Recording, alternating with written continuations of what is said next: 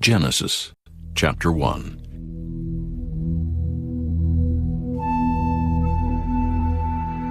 In the beginning God created the heaven and the earth was without form and void, and darkness was upon the face of the deep.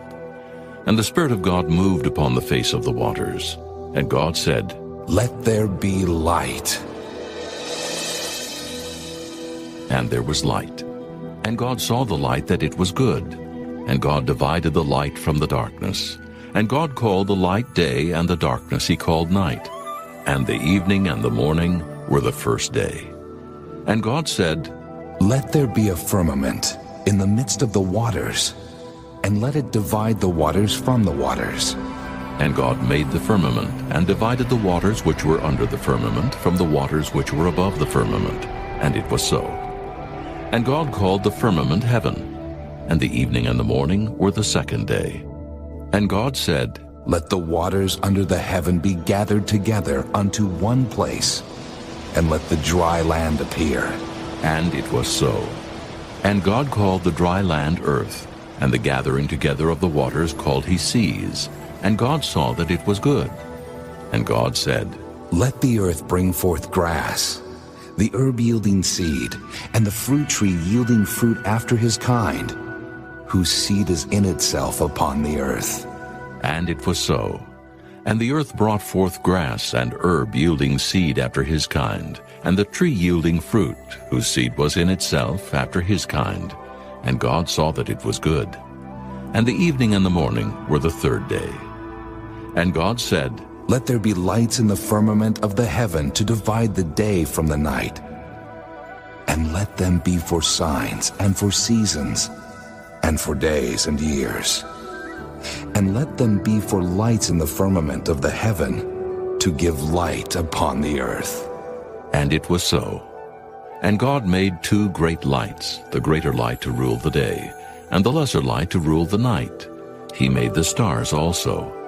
And God set them in the firmament of the heaven to give light upon the earth, and to rule over the day and over the night, and to divide the light from the darkness. And God saw that it was good. And the evening and the morning were the fourth day.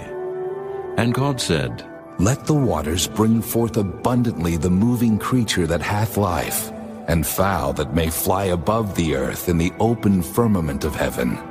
And God created great whales, and every living creature that moveth, which the waters brought forth abundantly after their kind, and every winged fowl after his kind. And God saw that it was good. And God blessed them, saying, "Be fruitful and multiply, and fill the waters in the seas, and let fowl multiply in the earth." And the evening and the morning were the fifth day. And God said, "Let the earth bring forth the living creature after his kind, cattle and creeping thing, and beast of the earth after his kind." And it was so. And God made the beast of the earth after his kind, and cattle after their kind, and everything that creepeth upon the earth after his kind. And God saw that it was good. And God said, "Let us make man in our image, after our likeness, and let them have dominion over the fish of the sea, and over the fowl of the air, and over the cattle, and over all the earth, and over every creeping thing that creepeth upon the earth." So God created man in his own image. In the image of God created he him, male and female created he them. And God blessed them. And God said unto them, "Be fruitful and multiply, and replenish the earth and subdue it, and have dominion over the fish of the sea, and over the fowl of the air, and over every living thing that moveth upon the earth." And God said, "Behold, I have given you every herb-bearing seed, which is upon the face of all the earth, and every tree, in the which is the fruit of a tree yielding seed. To you it shall be for meat, and to every beast of the earth, and to every fowl of the air, and to everything that creepeth upon the earth, wherein there is life. I have given every green herb for meat." And it was so. And God saw everything that he had made, and behold, it was very good. And the evening and the morning were the sixth day.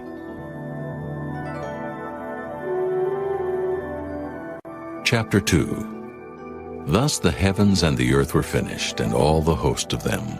And on the seventh day God ended his work which he had made. And he rested on the seventh day from all his work which he had made. And God blessed the seventh day, and sanctified it, because that in it he had rested from all his work which God created and made. These are the generations of the heavens and of the earth when they were created, in the day that the Lord God made the earth and the heavens, and every plant of the field before it was in the earth, and every herb of the field before it grew. For the Lord God had not caused it to rain upon the earth, and there was not a man to till the ground. But there went up a mist from the earth, and watered the whole face of the ground. And the Lord God formed man of the dust of the ground, and breathed into his nostrils the breath of life, and man became a living soul. And the Lord God planted a garden eastward in Eden, and there he put the man whom he had formed. And out of the ground made the Lord God to grow every tree that is pleasant to the sight, and good for food, the tree of life also in the midst of the garden, and the tree of knowledge of good and evil. And a river went out of Eden to water the garden, and from thence it was parted, and became into 4 heads. The name of the first is Pison, that is it which compasseth the whole land of Havilah, where there is gold, and the gold of that land is good. There is Delim, and the onyx stone. And the name of the second river is Gihon. The same is it that compasseth the whole land of Ethiopia. And the name of the third river is Hiddekel, that is it which goeth toward the east of Assyria. And the fourth river is Euphrates. And the Lord God took the man, and put him into the garden of Eden to dress it and to keep it. And the Lord God commanded the man, saying, Of every tree of the garden thou mayest freely eat, but of the tree of the knowledge of good and evil thou shalt not eat of it. For in the day that thou eatest thereof, thou shalt surely die. And the Lord God said, It is not good that the man should be alone. I will make him an helpmeet for him. And out of the ground the Lord God formed every beast of the field, and every fowl of the air, and brought them unto Adam to see what he would call them. And whatsoever Adam called every living creature, that was the name thereof. And Adam gave names to all cattle, and to the fowl of the air, and to every beast of the field. But for Adam there was not found an helpmate for him. And the Lord God caused a deep sleep to fall upon Adam, and he slept. And he took one of his ribs, and closed up the flesh instead thereof. And the rib which the Lord God had taken from man made he a woman, and brought her unto the man. And Adam said, This is now bone of my bones, and flesh of my flesh. She shall be called woman, because she was taken out of man. Therefore shall a man leave his father and his mother, and shall cleave unto his wife, and they shall be one flesh. And they were both naked, the man and his wife, and were not ashamed. Chapter 3. Now the serpent was more subtle than any beast of the field which the Lord God had made. And he said unto the woman, Yea, hath God said, Ye shall not eat of every tree of the garden? And the woman said unto the serpent, We may eat of the fruit of the trees of the garden, but of the fruit of the tree which is in the midst of the garden, God hath said, Ye shall not eat of it, neither shall ye touch it, lest ye die. And the serpent said unto the woman, Ye shall not surely die. For God doth know that in the day ye eat thereof, then your eyes shall be opened, and ye shall be as gods, knowing good and evil. And when the woman saw that the tree was good for food, and that it was pleasant to the eyes, and a tree to be desired to make one wise, she took of the fruit thereof, and did eat, and gave also unto her husband with her, and he did eat. And the eyes of them both were opened, and they knew that they were naked. And they sewed fig leaves together, and made themselves aprons. And they heard the voice of the Lord God walking in the garden in the cool of the day. And Adam and his wife hid themselves from the presence of the Lord God amongst the trees of the garden. And the Lord God called unto Adam, and said unto him, Where art thou? And he said, I heard thy voice in the garden, and I was afraid, because I was naked, and I hid myself. And he said, Who told thee that thou wast naked? Hast thou eaten of the tree whereof I commanded thee that thou shouldest not eat? And the man said, The woman whom thou gavest to be with me, she gave me of the tree, and I did eat. And the Lord God said unto the woman, What is this that thou hast done? And the woman said, The serpent beguiled me, and I did eat. And the Lord God said unto the serpent, Because thou hast done this, thou art cursed above all cattle, and above every beast of the field. Upon thy belly shalt thou go, and dust shalt thou eat all the days of thy life. And I will put enmity between thee and the woman, and between thy seed and her seed. It shall bruise thy head, and thou shalt bruise his heel. Unto the woman he said, I will greatly multiply thy sorrow and thy conception. In sorrow thou shalt bring forth children, and thy desire shall be to thy husband, and he shall rule over thee. And unto Adam he said, Because thou hast hearkened unto the voice of thy wife, and hast eaten of the tree of which I commanded thee, saying, Thou shalt not eat of it. Cursed is the ground for thy sake. In sorrow shalt thou eat of it all the days of thy life. Thorns also and thistles shall it bring forth to thee, and thou shalt eat the herb of the field. In the sweat of thy face shalt thou eat bread, till thou return unto the ground. For out of it wast thou taken, for dust thou art, and unto dust shalt thou return. And Adam called his wife's name Eve, because she was the mother of all living. Unto Adam also and to his wife did the Lord God make coats of skins, and clothe them. And the Lord God said, Behold, the man is become as one of us, to know good and evil. And now, lest he put forth his hand, and take also of the tree of life, and eat, and live forever. Therefore the Lord God sent him forth from the Garden of Eden to till the ground from whence he was taken. So he drove out the man, and he placed at the east of the Garden of Eden cherubims and a flaming sword which turned every way to keep the way of the tree of life. Chapter 4. And Adam knew Eve his wife, and she conceived and bare Cain, and said, I have gotten a man from the Lord. And she again bare his brother Abel. And Abel was a keeper of sheep, but Cain was a tiller of the ground. And in process of time it came to pass that Cain brought of the fruit of the ground an offering unto the Lord. And Abel, he also brought of the firstlings of his flock, and of the fat thereof. And the Lord had respect unto Abel and to his offering, but unto Cain and to his offering he had not respect. And Cain was very wroth, and his countenance fell. And the Lord said unto Cain, Why art thou wroth, and why is thy countenance fallen? If thou doest well, shalt thou not be accepted? And if thou doest not well, sin lieth at the door. And unto thee shall be his desire, and thou shalt rule over him. And Cain talked with Abel his brother. And it came to pass when they were in the field that Cain rose up against Abel his brother, and slew him.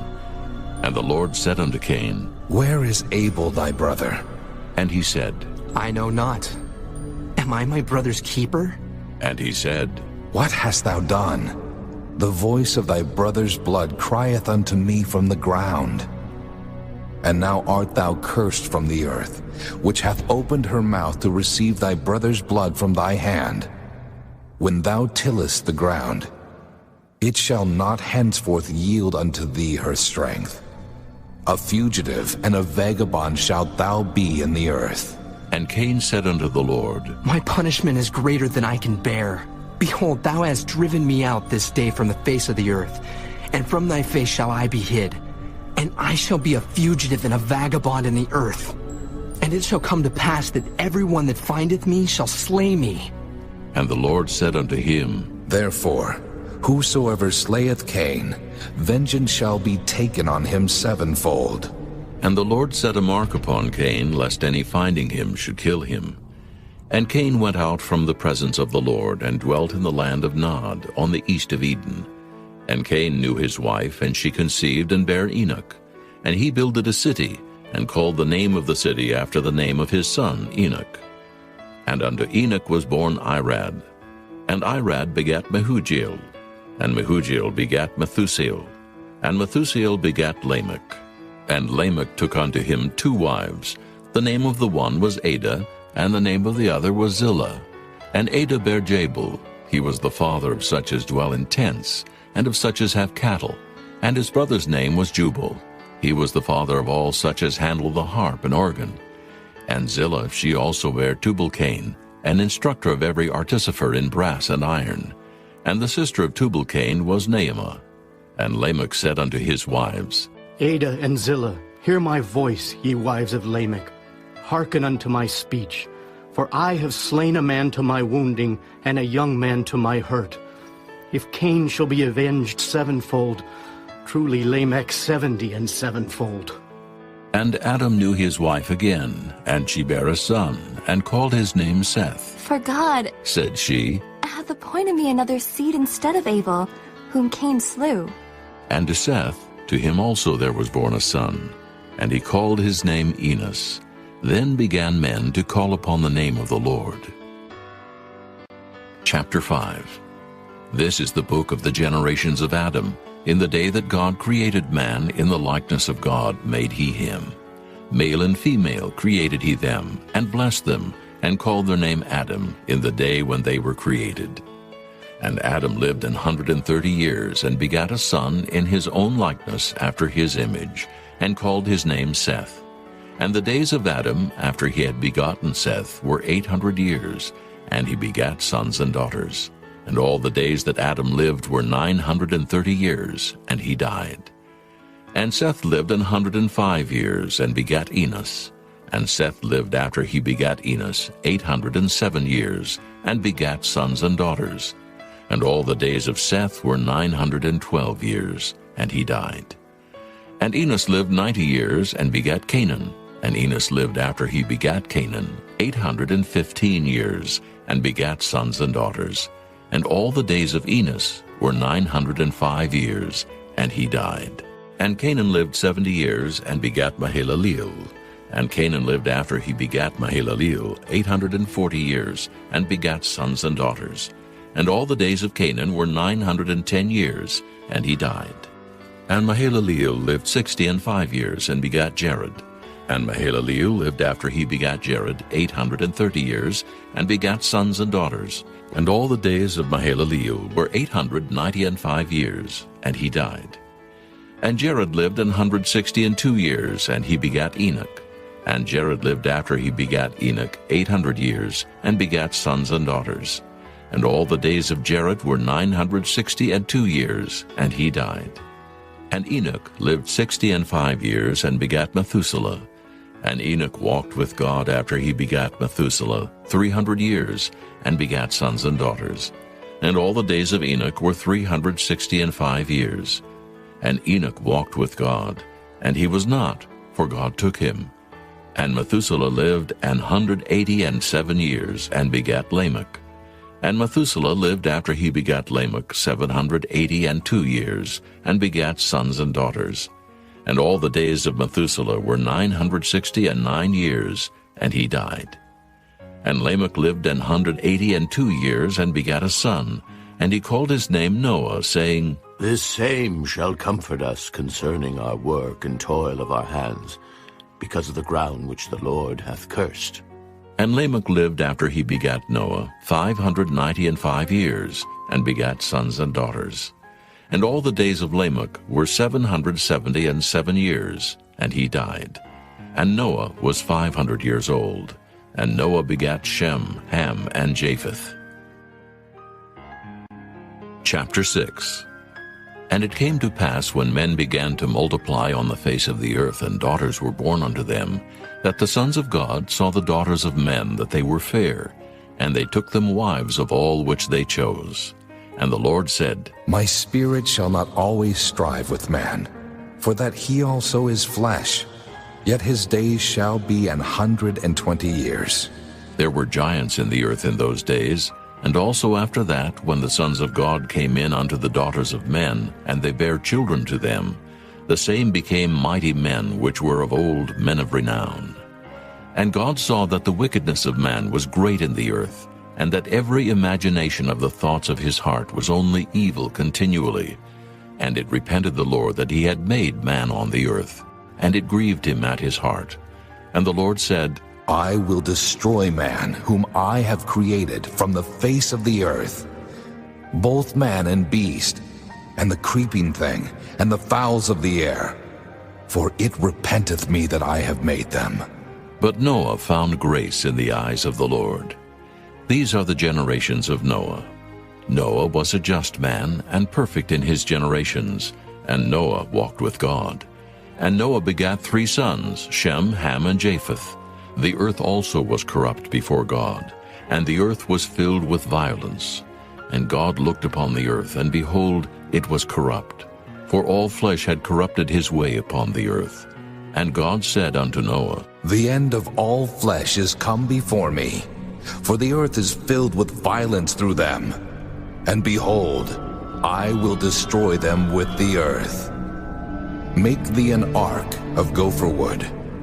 Room shalt thou make in the ark, and shalt pitch it within and without with pitch. And this is the fashion which thou shalt make it of. The length of the ark shall be 300 cubits, the breadth of it 50 cubits, and the height of it 30 cubits. A window shalt thou make to the ark, and in a cubit shalt thou finish it above. And the door of the ark shalt thou set in the side thereof. With lower, second, and third stories shalt thou make it. And behold, I, even I, do bring a flood of waters upon the earth, to destroy all flesh, wherein is the breath of life from under heaven, and everything that is in the earth shall die. But with thee will I establish my covenant, and thou shalt come into the ark, thou and thy sons, and thy wife, and thy sons' wives with thee. And of every living thing of all flesh, 2 of every sort shalt thou bring into the ark, to keep them alive with thee. They shall be male and female. Of fowls after their kind, and of cattle after their kind, of every creeping thing of the earth after his kind, 2 of every sort shall come unto thee, to keep them alive. And take thou unto thee of all food that is eaten, and thou shalt gather it to thee, and it shall be for food for thee and for them. Thus did Noah, according to all that God commanded him, so did he. Chapter 7. And the Lord said unto Noah, Come thou, and all thy house into the ark, for thee have I seen righteous before me in this generation. Of every clean beast thou shalt take to thee by 7s, the male and his female, and of beasts that are not clean by 2, the male and his female. Of fowls also of the air by 7s, the male and the female, to keep seed alive upon the face of all the earth. For yet 7 days, and I will cause it to rain upon the earth 40 days and 40 nights, and every living substance that I have made will I destroy from off the face of the earth. And Noah did according unto all that the Lord had commanded him. And Noah was 600 years old when the flood of waters was upon the earth. And Noah went in, and his sons, and his wife, and his sons' wives with him into the ark, because of the waters of the flood. Of clean beasts, and of beasts that are not clean, and of fowls, and of everything that creepeth upon the earth, there went in 2 and 2 unto Noah into the ark, the male and the female, as God had commanded Noah. And it came to pass after 7 days, that the waters of the flood were upon the earth. In the 600th year of Noah's life, in the 2nd month, the 17th day of the month, the same day were all the fountains of the great deep broken up, and the windows of heaven were opened, and the rain was upon the earth 40 days and 40 nights. In the selfsame day entered Noah and Shem and Ham and Japheth, the sons of Noah, and Noah's wife and the 3 wives of his sons with them into the ark. They and every beast after his kind, and all the cattle after their kind, and every creeping thing that creepeth upon the earth after his kind, and every fowl after his kind, every bird of every sort. And they went in unto Noah into the ark, 2 and 2 of all flesh, wherein is the breath of life. And they that went in went in male and female of all flesh, as God had commanded him. And the Lord shut him in. And the flood was 40 days upon the earth, and the waters increased, and bare up the ark, and it was lift up above the earth. And the waters prevailed, and were increased greatly upon the earth. And the ark went upon the face of the waters. And the waters prevailed exceedingly upon the earth. And all the high hills that were under the whole heaven were covered. 15 cubits upward did the waters prevail, and the mountains were covered. And all flesh died that moved upon the earth, both of fowl, and of cattle, and of beast, and of every creeping thing that creepeth upon the earth, and every man. All in whose nostrils was the breath of life, of all that was in the dry land, died. And every living substance was destroyed, which was upon the face of the ground, both man and cattle, and the creeping things, and the fowl of the heaven, and they were destroyed from the earth. And Noah only remained alive, and they that were with him in the ark. And the waters prevailed upon the earth 150 days.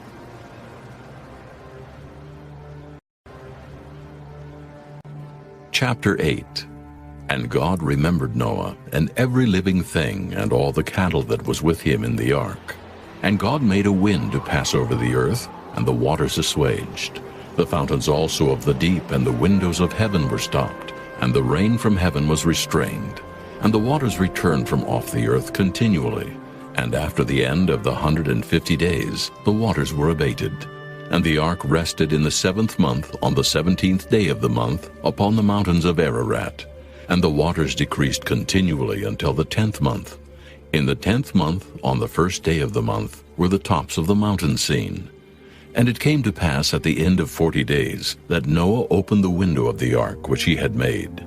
And he sent forth a raven, which went forth to and fro until the waters were dried up from off the earth. Also he sent forth a dove from him to see if the waters were abated from off the face of the ground. But the dove found no rest for the sole of her foot, and she returned unto him into the ark, for the waters were on the face of the whole earth. Then he put forth his hand and took her, and pulled her in unto him into the ark.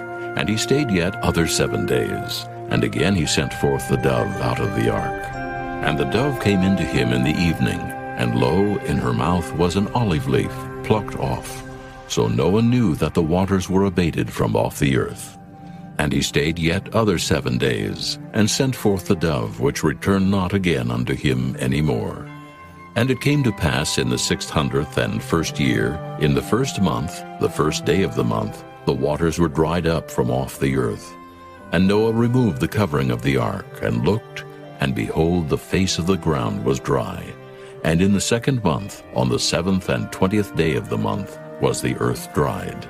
And God spake unto Noah, saying, Go forth of the ark, thou and thy wife, and thy sons and thy sons' wives with thee.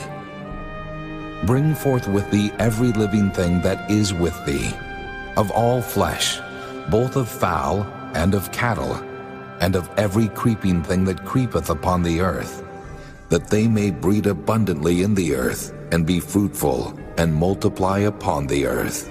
And Noah went forth, and his sons, and his wife, and his sons' wives with him.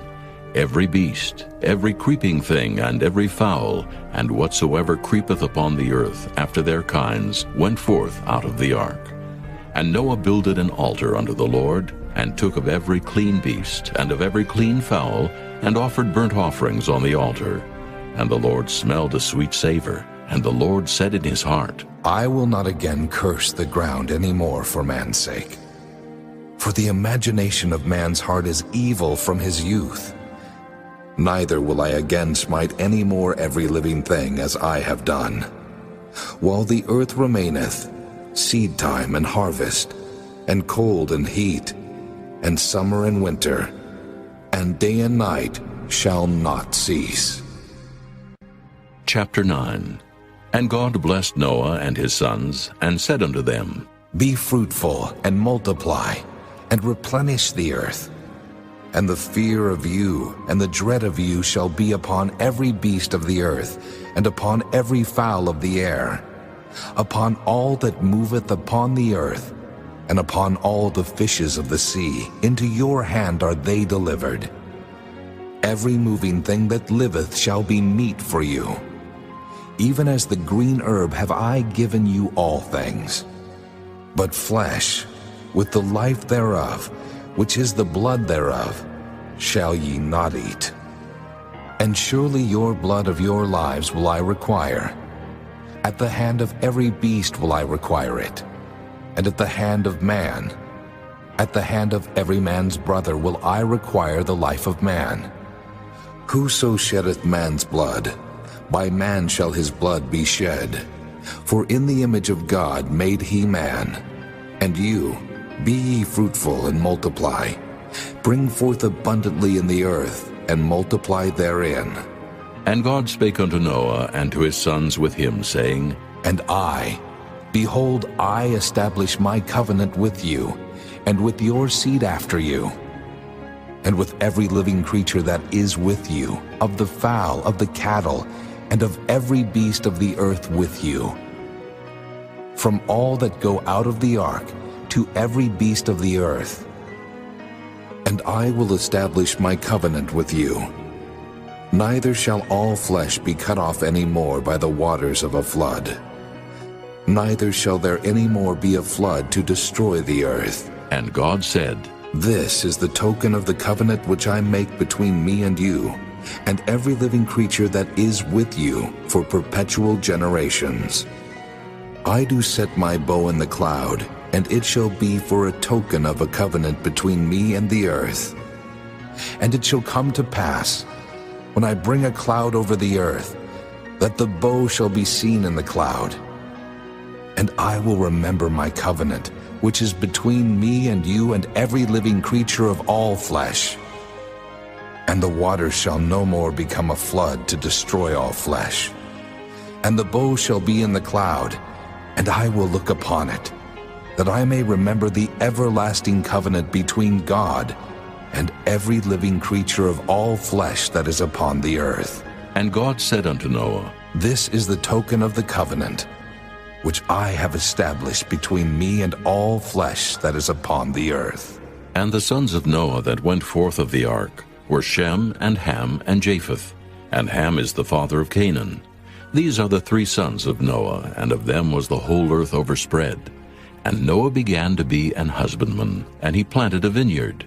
And he drank of the wine and was drunken, and he was uncovered within his tent. And Ham, the father of Canaan, saw the nakedness of his father, and told his two brethren without. And Shem and Japheth took a garment, and laid it upon both their shoulders, and went backward, and covered the nakedness of their father. And their faces were backward, and they saw not their father's nakedness. And Noah awoke from his wine, and knew what his younger son had done unto him. And he said, Cursed be Canaan, a servant of servants shall he be unto his brethren. And he said, Blessed be the Lord God of Shem, and Canaan shall be his servant. God shall enlarge Japheth, and he shall dwell in the tents of Shem, and Canaan shall be his servant. And Noah lived after the flood 350 years. And all the days of Noah were 950 years, and he died.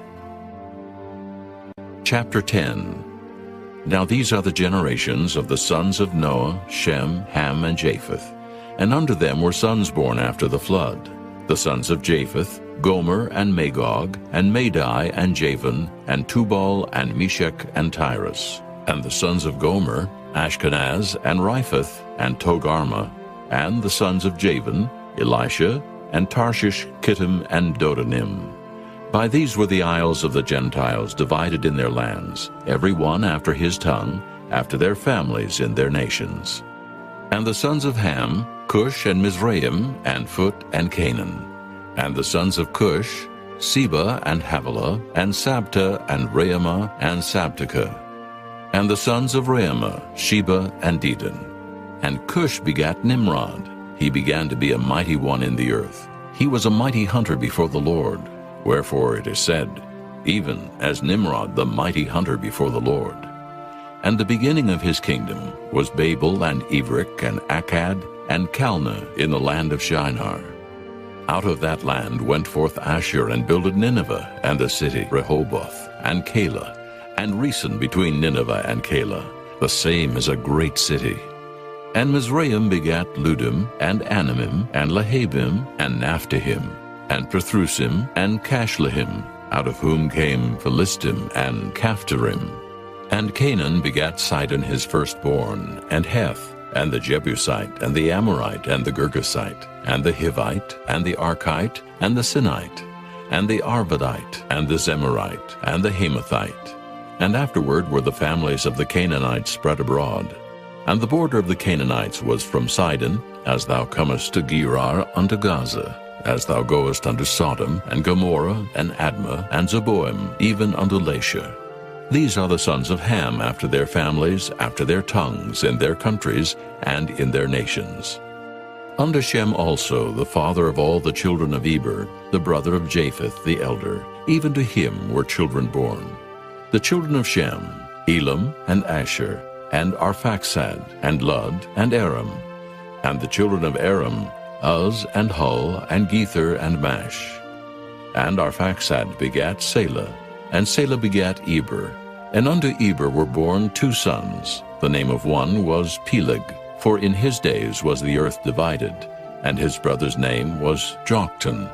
And Joktan begat Almodad, and Sheleph, and Hazarmaveth, and Jerah, and Hadoram, and Uzel, and Diklah, and Obal, and Abimael, and Sheba, and Ophir, and Havilah, and Jobab. All these were the sons of Joktan, and their dwelling was from Mesha, as thou goest unto Sephir, a mount of the east. These are the sons of Shem after their families, after their tongues, in their lands, after their nations. These are the families of the sons of Noah, after their generations, in their nations, and by these were the nations divided in the earth after the flood. Chapter 11. And the whole earth was of one language and of one speech. And it came to pass, as they journeyed from the east, that they found a plain in the land of Shinar, and they dwelt there. And they said one to another, Go to, let us make brick and burn them thoroughly. And they had brick for stone, and slime had they for mortar. And they said, Go to, let us build a city and a tower, whose top may reach unto heaven, and let us make us a name, lest we be scattered abroad upon the face of the whole earth. And the Lord came down to see the city and the tower which the children of men builded. And the Lord said, Behold, the people is one, and they have all one language. And this they begin to do. And now nothing will be restrained from them, which they have imagined to do.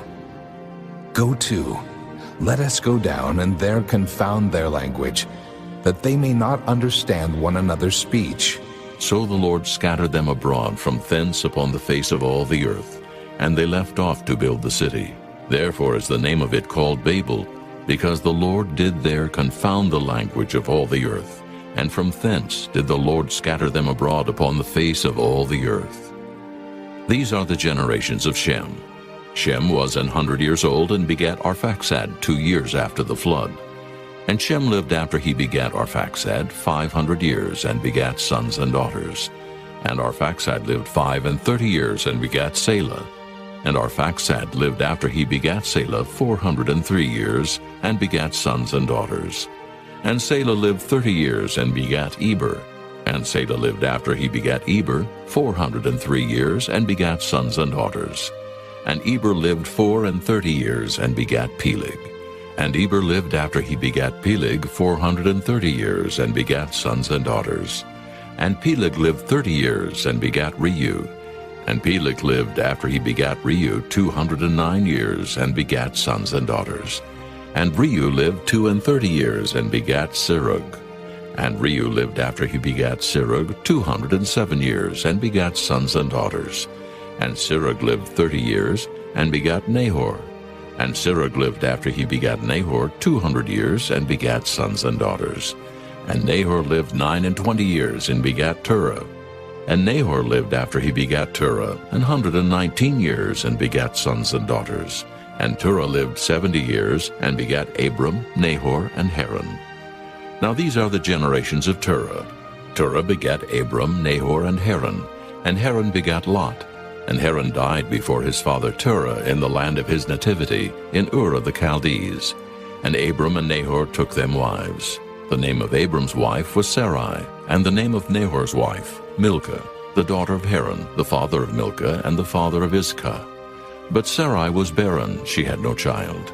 And Terah took Abram his son, and Lot the son of Haran his son's son, and Sarai his daughter-in-law, his son Abram's wife. And they went forth with them from Ur of the Chaldees to go into the land of Canaan. And they came unto Haran, and dwelt there.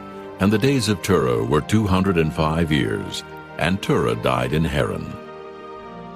Chapter 12.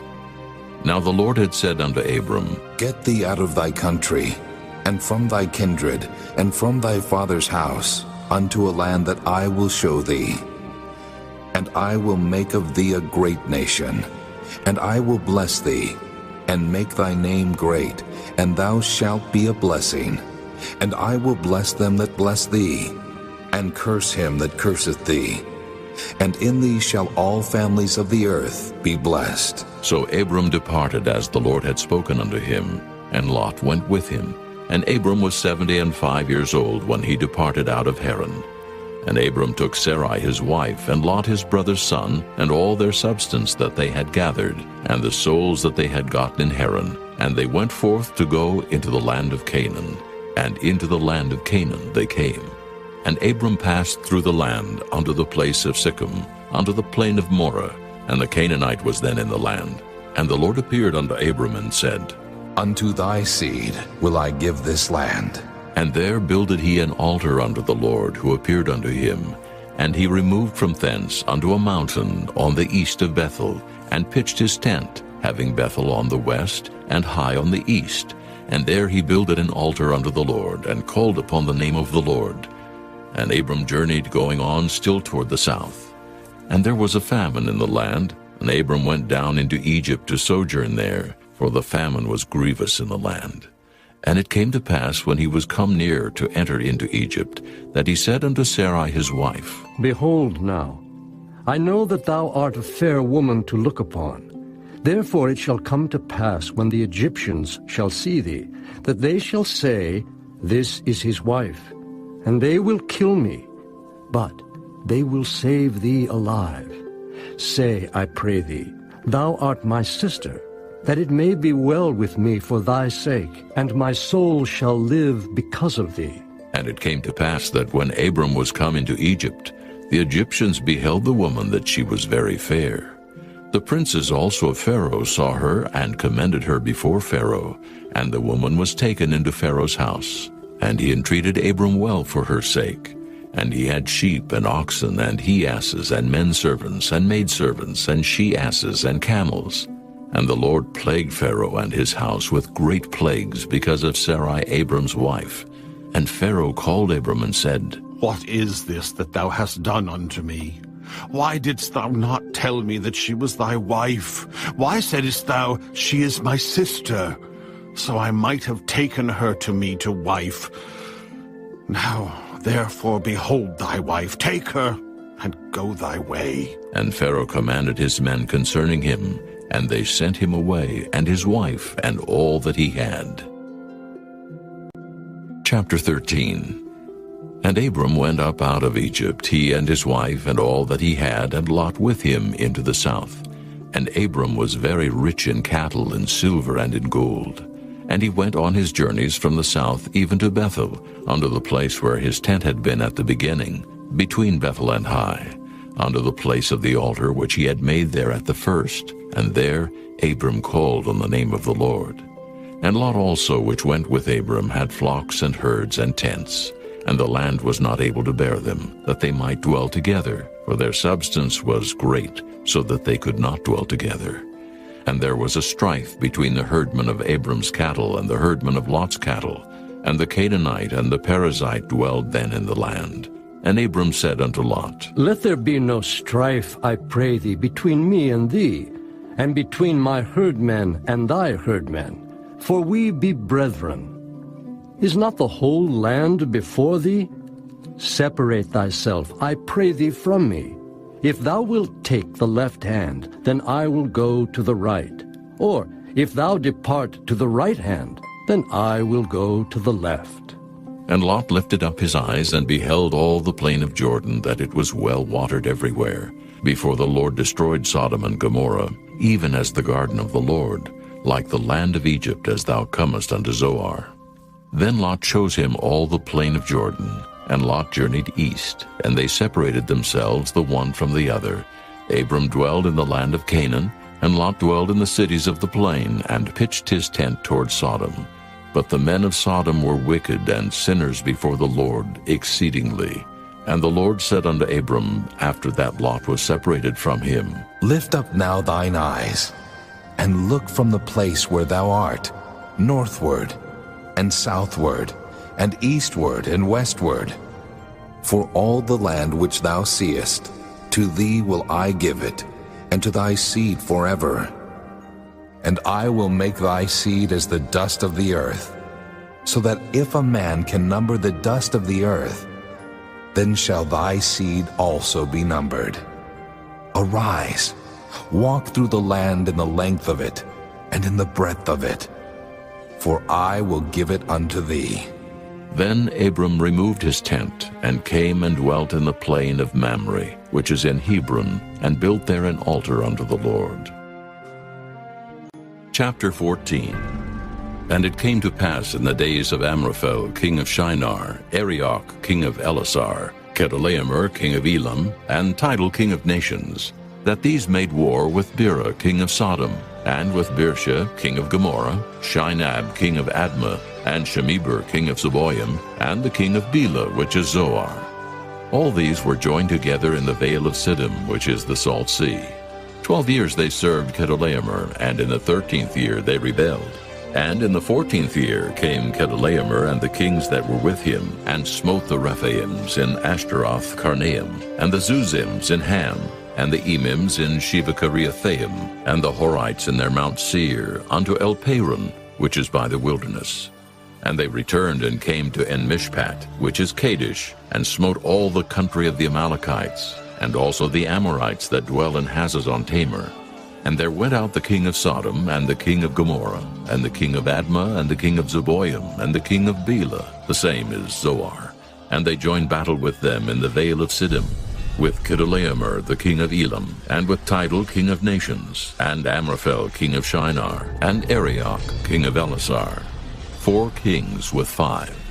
And the vale of Siddim was full of slime pits, and the kings of Sodom and Gomorrah fled and fell there, and they that remained fled to the mountain.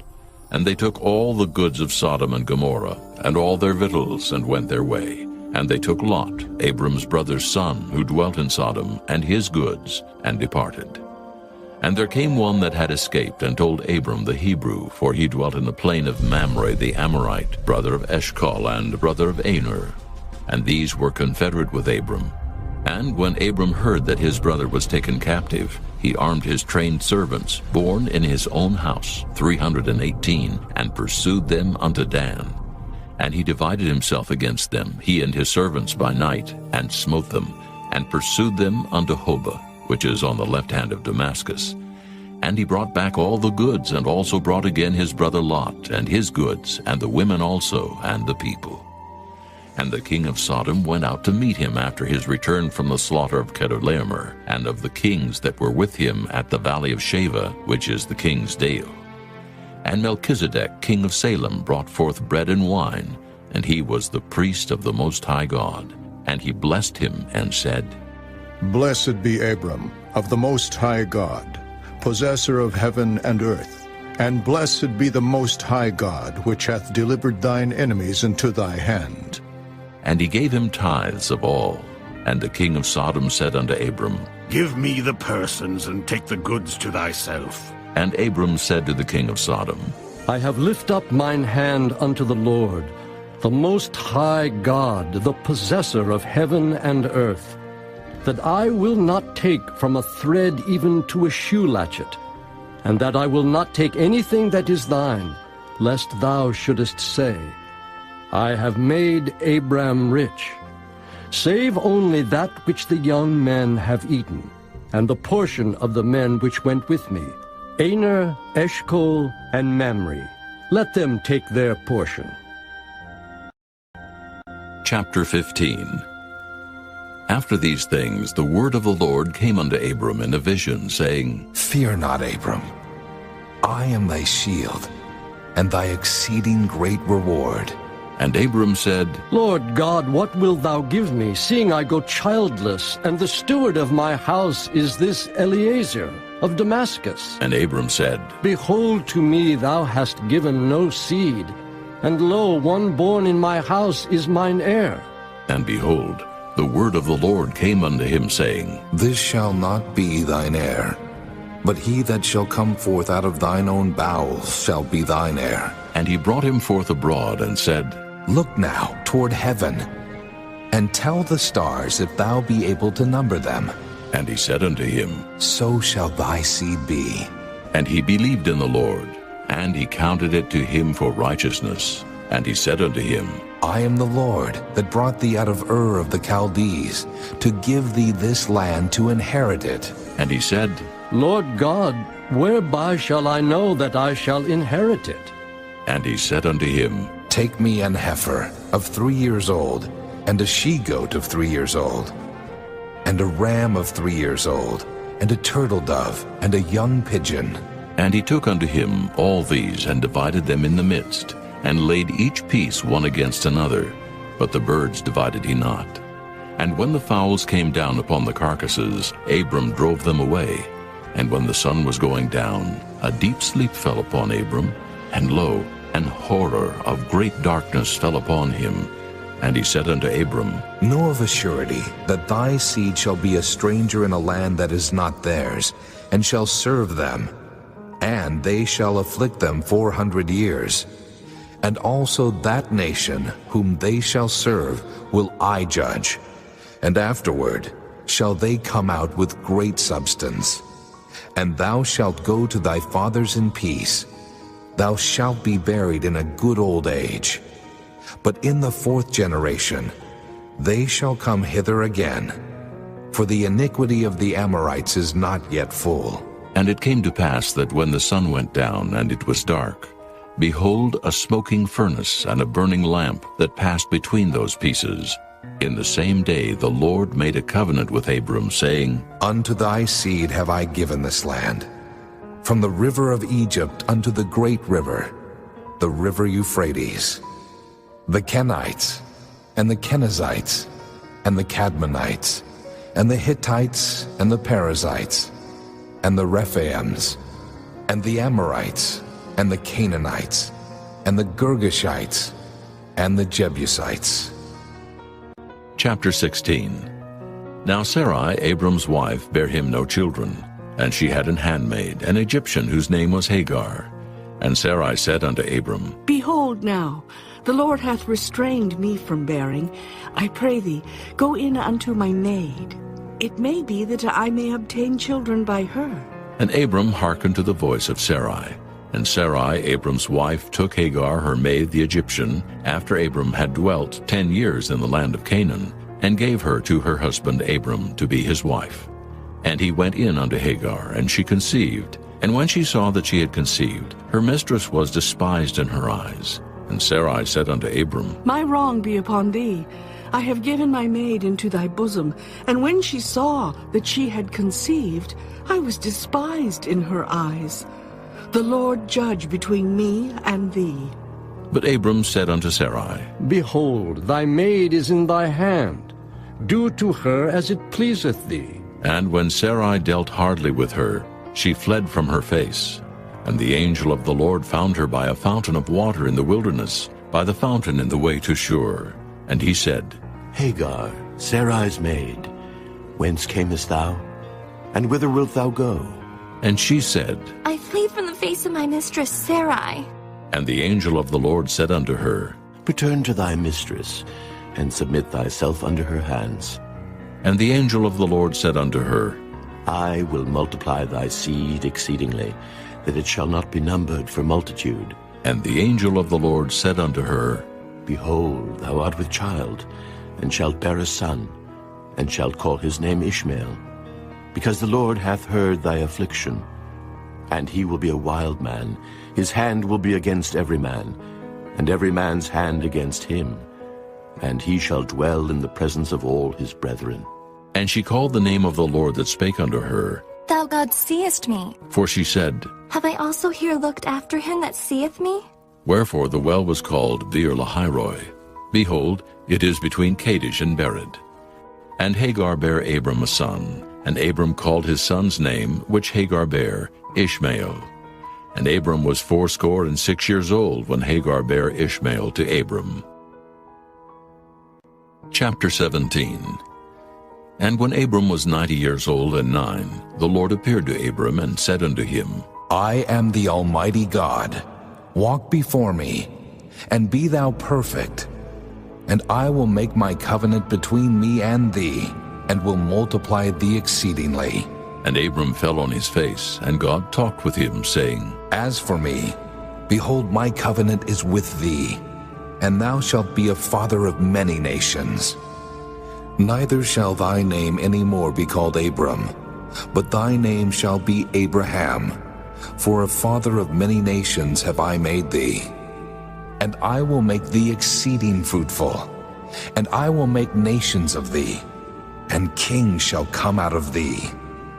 And I will establish my covenant between me and thee, and thy seed after thee in their generations, for an everlasting covenant, to be a God unto thee, and to thy seed after thee. And I will give unto thee, and to thy seed after thee, the land wherein thou art a stranger, all the land of Canaan, for an everlasting possession, and I will be their God. And God said unto Abraham, Thou shalt keep my covenant therefore, thou and thy seed after thee in their generations. This is my covenant which ye shall keep between me and you and thy seed after thee. Every man-child among you shall be circumcised, and ye shall circumcise the flesh of your foreskin, and it shall be a token of the covenant betwixt me and you.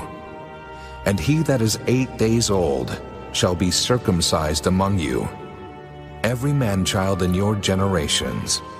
He that is born in the house, or bought with money of any stranger, which is not of thy seed. He that is born in thy house, and he that is bought with thy money, must needs be circumcised. And my covenant shall be in your flesh for an everlasting covenant. And the uncircumcised man-child, whose flesh of his foreskin is not circumcised, that soul shall be cut off from his people. He hath broken my covenant. And God said unto Abraham, As for Sarai thy wife, thou shalt not call her name Sarai, but Sarah shall her name be. And I will bless her, and give thee a son also of her. Yea, I will bless her, and she shall be a mother of nations. Kings of people shall be of her. Then Abraham fell upon his face and laughed, and said in his heart, Shall a child be born unto him that is 100 years old? And shall Sarah that is 90 years old bear? And Abraham said unto God, Oh, that Ishmael might live before thee. And God said, Sarah thy wife shall bear thee a son indeed, and thou shalt call his name Isaac. And I will establish my covenant with him for an everlasting covenant, and with his seed after him. And as for Ishmael, I have heard thee. Behold, I have blessed him, and will make him fruitful, and will multiply him exceedingly. 12 princes shall he beget, and I will make him a great nation. But my covenant will I establish with Isaac, which Sarah shall bear unto thee at this set time in the next year. And he left off talking with him, and God went up from Abraham. And Abraham took Ishmael his son, and all that were born in his house, and all that were bought with his money, every male among the men of Abraham's house, and circumcised the flesh of their foreskin in the selfsame day, as God had said unto him. And Abraham was 90 years old and 9 when he was circumcised in the flesh of his foreskin. And Ishmael his son was 13 years old when he was circumcised in the flesh of his foreskin. In the selfsame day was Abraham circumcised, and Ishmael his son. And all the men of his house, born in the house, and bought with money of the stranger, were circumcised with him. Chapter 18. And the Lord appeared unto him in the plains of Mamre, and he sat in the tent door in the heat of the day. And he lifted up his eyes and looked, and lo, 3 men stood by him. And when he saw them, he ran to meet them from the tent door, and bowed himself toward the ground, and said, My Lord, if now I have found favor in thy sight, pass not away, I pray thee, from thy servant. Let a little water, I pray you, be fetched, and wash your feet, and rest yourselves under the tree. And I will fetch a morsel of bread, and comfort ye your hearts. After that ye shall pass on. For therefore are ye come to your servant. And they said, So do, as thou hast said. And Abraham hastened into the tent unto Sarah, and said, Make ready quickly 3 measures of fine meal, knead it, and make cakes upon the hearth. And Abraham ran unto the herd, and fetched a calf tender and good, and gave it unto a young man, and he hasted to dress it. And he took butter and milk and the calf which he had dressed, and set it before them. And he stood by them under the tree, and they did eat. And they said unto him, Where is Sarah, thy wife? And he said, Behold, in the tent. And he said, I will certainly return unto thee according to the time of life, and lo, Sarah thy wife shall have a son. And Sarah heard it in the tent door which was behind him. Now Abraham and Sarah were old and well stricken in age, and it ceased to be with Sarah after the manner of women. Therefore Sarah laughed within herself, saying, After I am waxed old, shall I have pleasure, my Lord, being old also? And the Lord said unto Abraham, Wherefore did Sarah laugh, saying, Shall I of a surety bear a child which am old? Is anything too hard for the Lord? At the time appointed I will return unto thee, according to the time of life, and Sarah shall have a son. Then Sarah denied, saying, I laughed not. For she was afraid. And he said, Nay, but thou didst laugh. And the men rose up from thence, and looked toward Sodom. And Abraham went with them to bring them on the way. And the Lord said, Shall I hide from Abraham that thing which I do? Seeing that Abraham shall surely become a great and mighty nation, and all the nations of the earth shall be blessed in him? For I know him, that he will command his children and his household after him, and they shall keep the way of the Lord, to do justice and judgment, that the Lord may bring upon Abraham that which he hath spoken of him. And the Lord said, Because the cry of Sodom and Gomorrah is great, and because their sin is very grievous, I will go down now and see whether they have done altogether according to the cry of it, which is come unto me, and if not, I will know. And the men turned their faces from thence, and went toward Sodom. But Abraham stood yet before the Lord. And Abraham drew near, and said, Wilt thou also destroy the righteous with the wicked? Peradventure there be 50 righteous within the city. Wilt thou also destroy and not spare the place for the 50 righteous that are therein? That be far from thee to do after this manner, to slay the righteous with the wicked, and that the righteous should be as the wicked, that be far from thee. Shall not the judge of all the earth do right? And the Lord said, If I find in Sodom 50 righteous within the city, then I will spare all the place for their sakes. And Abraham answered and said, Behold now, I have taken upon me to speak unto the Lord, which am but dust and ashes. Peradventure there shall lack 5 of the 50 righteous. Wilt thou destroy all the city for lack of 5?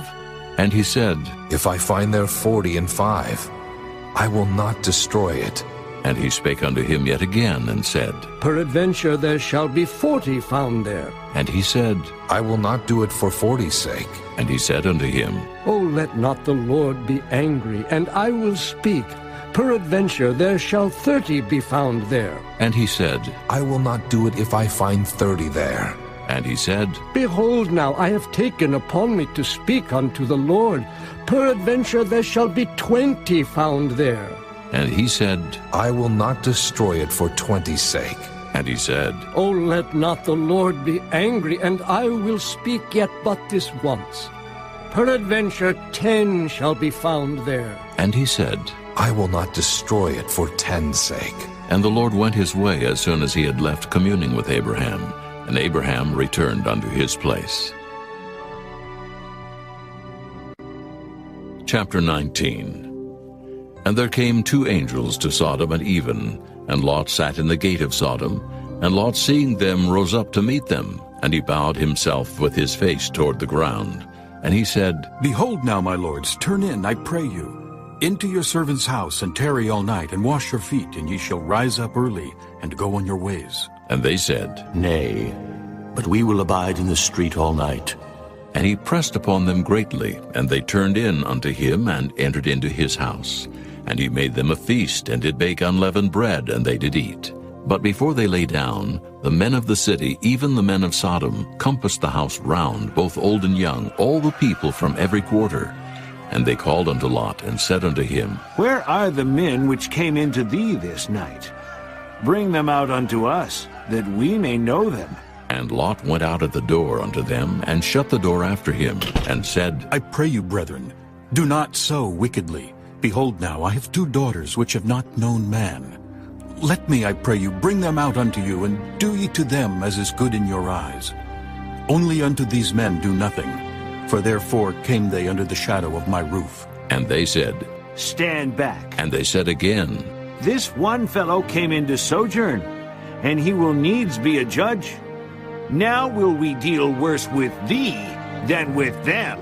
And they pressed sore upon the man, even Lot, and came near to break the door.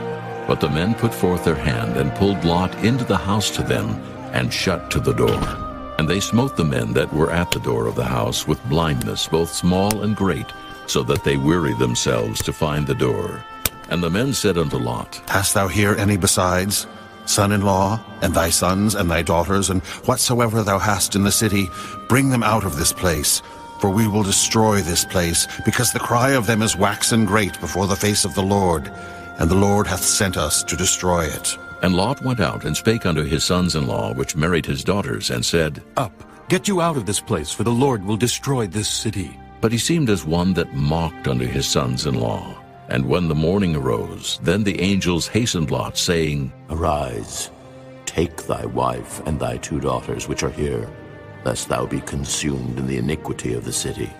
And while he lingered, the men laid hold upon his hand, and upon the hand of his wife, and upon the hand of his 2 daughters, the Lord being merciful unto him. And they brought him forth, and set him without the city. And it came to pass, when they had brought them forth abroad, that he said, Escape for thy life. Look not behind thee, neither stay thou in all the plain. Escape to the mountain, lest thou be consumed. And Lot said unto them, O not so, my lord. Behold now, thy servant hath found grace in thy sight, and thou hast magnified thy mercy, which thou hast showed unto me in saving my life. And I cannot escape to the mountain, lest some evil take me, and I die. Behold now, this city is near to flee unto, and it is a little one. O let me escape thither. Is it not a little one? And my soul shall live. And he said unto him, See, I have accepted thee concerning this thing also, that I will not overthrow this city, for the which thou hast spoken. Haste thee, escape thither, for I cannot do anything till thou be come thither. Therefore the name of the city was called Zoar. The sun was risen upon the earth when Lot entered into Zoar. Then the Lord rained upon Sodom and upon Gomorrah brimstone and fire from the Lord out of heaven. And he overthrew those cities, and all the plain, and all the inhabitants of the cities, and that which grew upon the ground. But his wife looked back from behind him, and she became a pillar of salt. And Abraham gat up early in the morning to the place where he stood before the Lord. And he looked toward Sodom and Gomorrah, and toward all the land of the plain, and beheld, and lo, the smoke of the country went up as the smoke of a furnace. And it came to pass, when God destroyed the cities of the plain, that God remembered Abraham, and sent Lot out of the midst of the overthrow, when he overthrew the cities in the which Lot dwelt. And Lot went up out of Zoar, and dwelt in the mountain, and his 2 daughters with him, for he feared to dwell in Zoar.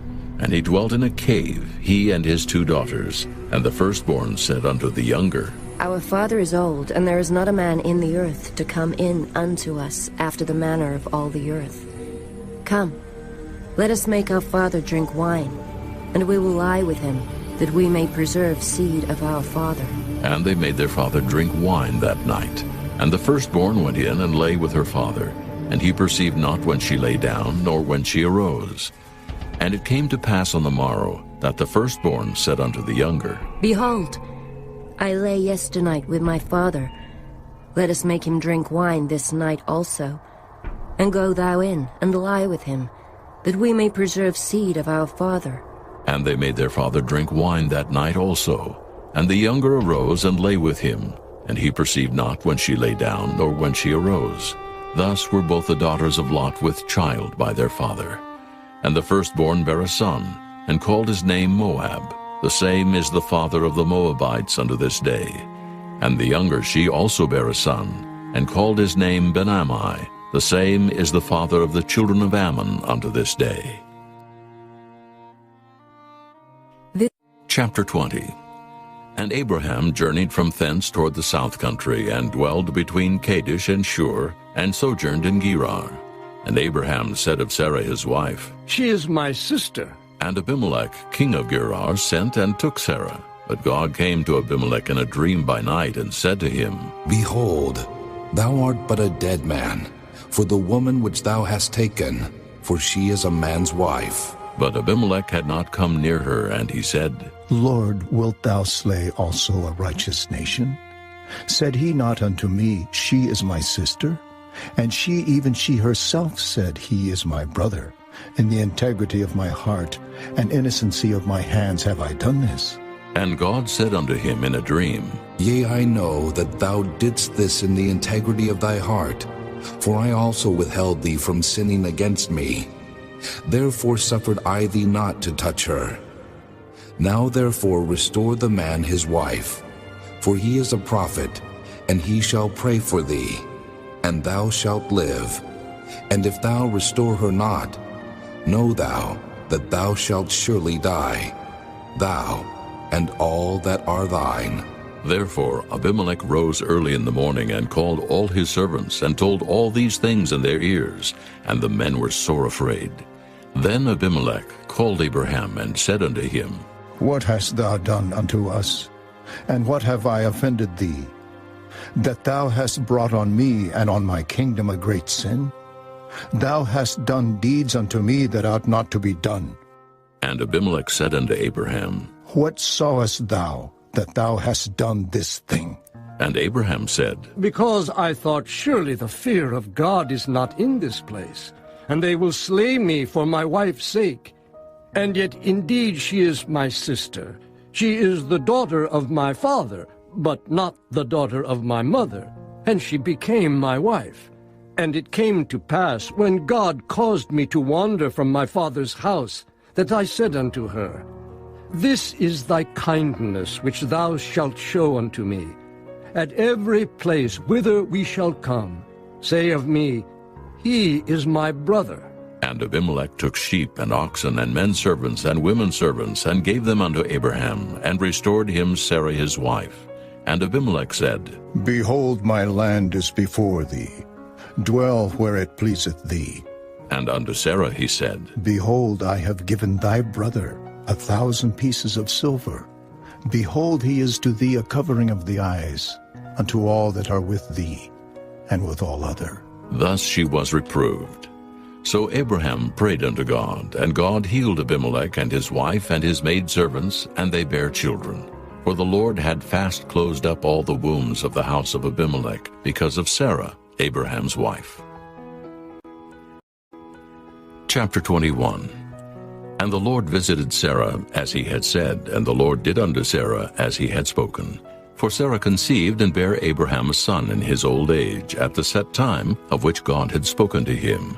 And Abraham called the name of his son that was born unto him, whom Sarah bare to him, Isaac. And Abraham circumcised his son Isaac, being 8 days old, as God had commanded him. And Abraham was 100 years old when his son Isaac was born unto him. And Sarah said, God hath made me to laugh, so that all that hear will laugh with me. And she said, Who would have said unto Abraham that Sarah should have given children suck? For I have borne him a son in his old age. And the child grew and was weaned, and Abraham made a great feast the same day that Isaac was weaned. And Sarah saw the son of Hagar the Egyptian, which she had borne unto Abraham, mocking. Wherefore she said unto Abraham, Cast out this bondwoman and her son, for the son of this bondwoman shall not be heir with my son, even with Isaac. And the thing was very grievous in Abraham's sight because of his son. And God said unto Abraham, Let it not be grievous in thy sight because of the lad, and because of thy bondwoman. In all that Sarah hath said unto thee, hearken unto her voice.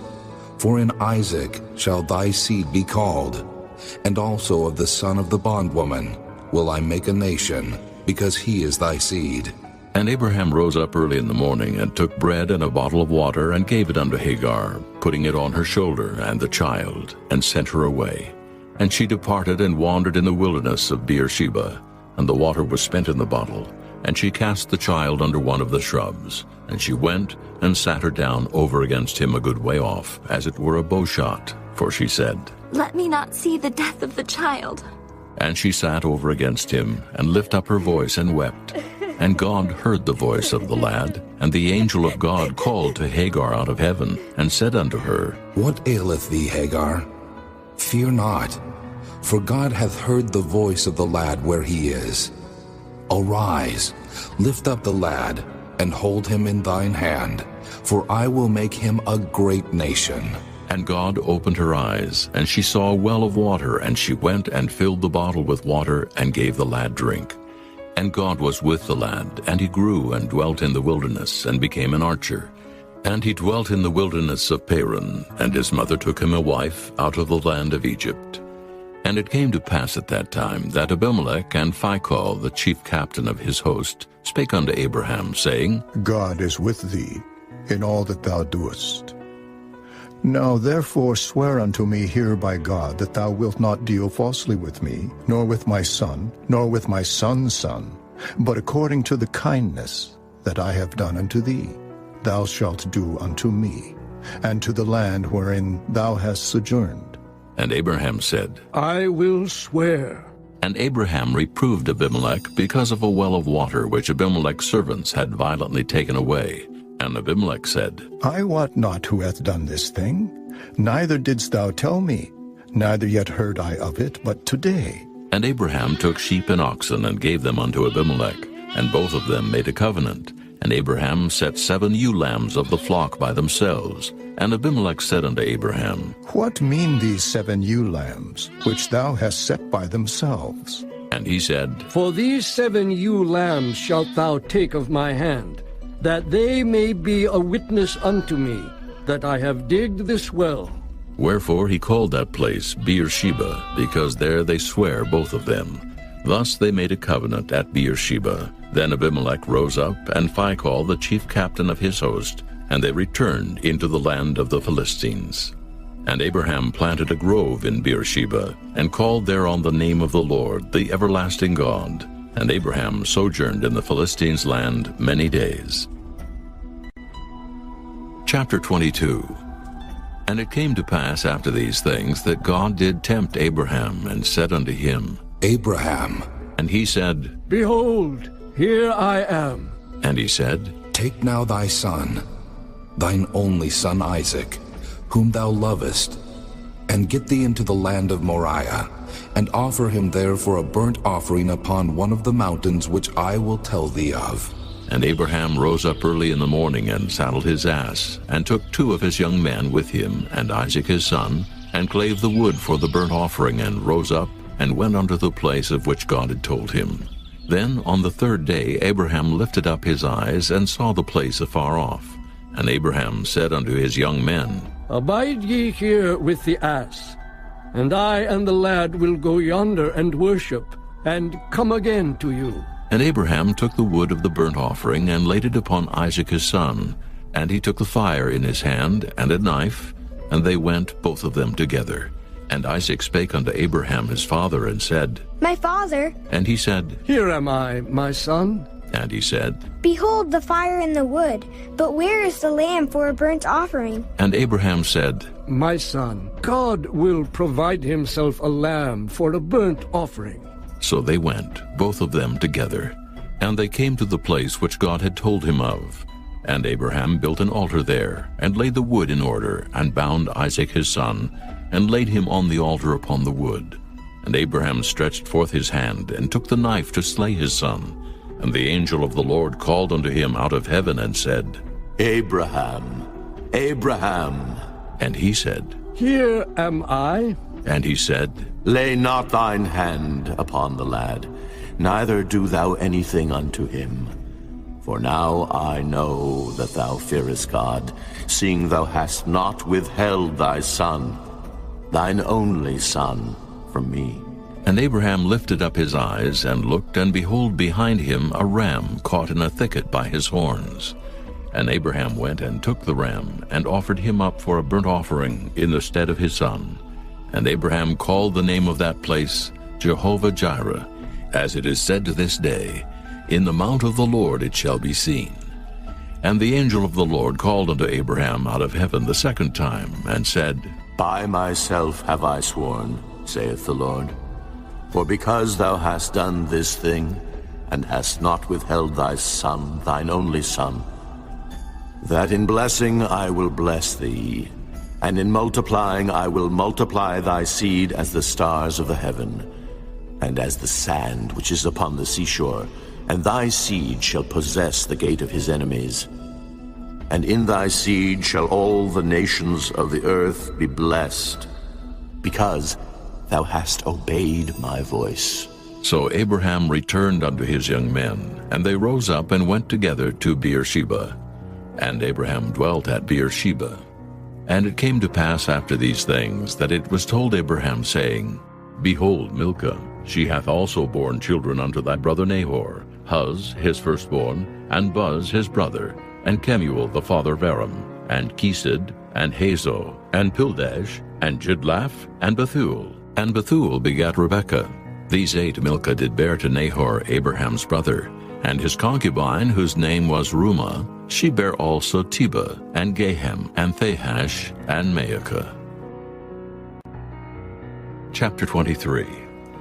And Sarah was 127 years old. These were the years of the life of Sarah. And Sarah died in Kirjath-arba, the same as Hebron in the land of Canaan.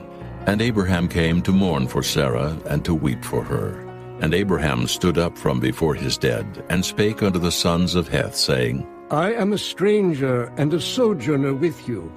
Give me a possession of a burying place with you, that I may bury my dead out of my sight. And the children of Heth answered Abraham, saying unto him, Hear us, my lord, thou art a mighty prince among us. In the choice of our sepulchres, bury thy dead. None of us shall withhold from thee his sepulchre, but that thou mayest bury thy dead. And Abraham stood up and bowed himself to the people of the land, even to the children of Heth, and he communed with them, saying, If it be your mind that I should bury my dead out of my sight, hear me, and entreat for me to Ephron, the son of Zohar, that he may give me the cave of Machpelah, which he hath, which is in the end of his field. For as much money as it is worth he shall give it me for a possession of a burying place amongst you. And Ephron dwelt among the children of Heth. And Ephron the Hittite answered Abraham in the audience of the children of Heth, even of all that went in at the gate of his city, saying, Nay, my lord, hear me. The field give I thee, and the cave that is therein I give it thee. In the presence of the sons of my people give I it thee. Bury thy dead. And Abraham bowed down himself before the people of the land. And he spake unto Ephron in the audience of the people of the land, saying, But if thou wilt give it, I pray thee hear me. I will give thee money for the field. Take it of me, and I will bury my dead there. And Ephron answered Abraham, saying unto him, My lord, hearken unto me. The land is worth 400 shekels of silver. What is that betwixt me and thee? Bury therefore thy dead. And Abraham hearkened unto Ephron, and Abraham weighed to Ephron the silver which he had named in the audience of the sons of Heth, 400 shekels of silver, current money with the merchant. And the field of Ephron which was in Machpelah, which was before Mamre, the field and the cave which was therein, and all the trees that were in the field, that were in all the borders round about, were made sure unto Abraham for a possession in the presence of the children of Heth, before all that went in at the gate of his city. And after this Abraham buried Sarah his wife in the cave of the field of Machpelah before Mamre, the same as Hebron in the land of Canaan. And the field and the cave that is therein were made sure unto Abraham for a possession of a burying place by the sons of Heth. Chapter 24. And Abraham was old and well stricken in age, and the Lord had blessed Abraham in all things. And Abraham said unto his eldest servant of his house, that ruled over all that he had, Put, I pray thee, thy hand under my thigh, and I will make thee swear by the Lord, the God of heaven and the God of the earth, that thou shalt not take a wife unto my son of the daughters of the Canaanites, among whom I dwell. But thou shalt go unto my country, and to my kindred, and take a wife unto my son Isaac. And the servant said unto him, Peradventure the woman will not be willing to follow me unto this land. Must I needs bring thy son again unto the land from whence thou camest? And Abraham said unto him, Beware thou that thou bring not my son thither again. The Lord God of heaven, which took me from my father's house, and from the land of my kindred, and which spake unto me, and that sware unto me, saying, Unto thy seed will I give this land. He shall send his angel before thee, and thou shalt take a wife unto my son from thence. And if the woman will not be willing to follow thee, then thou shalt be clear from this my oath. Only bring not my son thither again. And the servant put his hand under the thigh of Abraham his master, and sware to him concerning that matter. And the servant took 10 camels of the camels of his master, and departed. For all the goods of his master were in his hand. And he arose and went to Mesopotamia, unto the city of Nahor.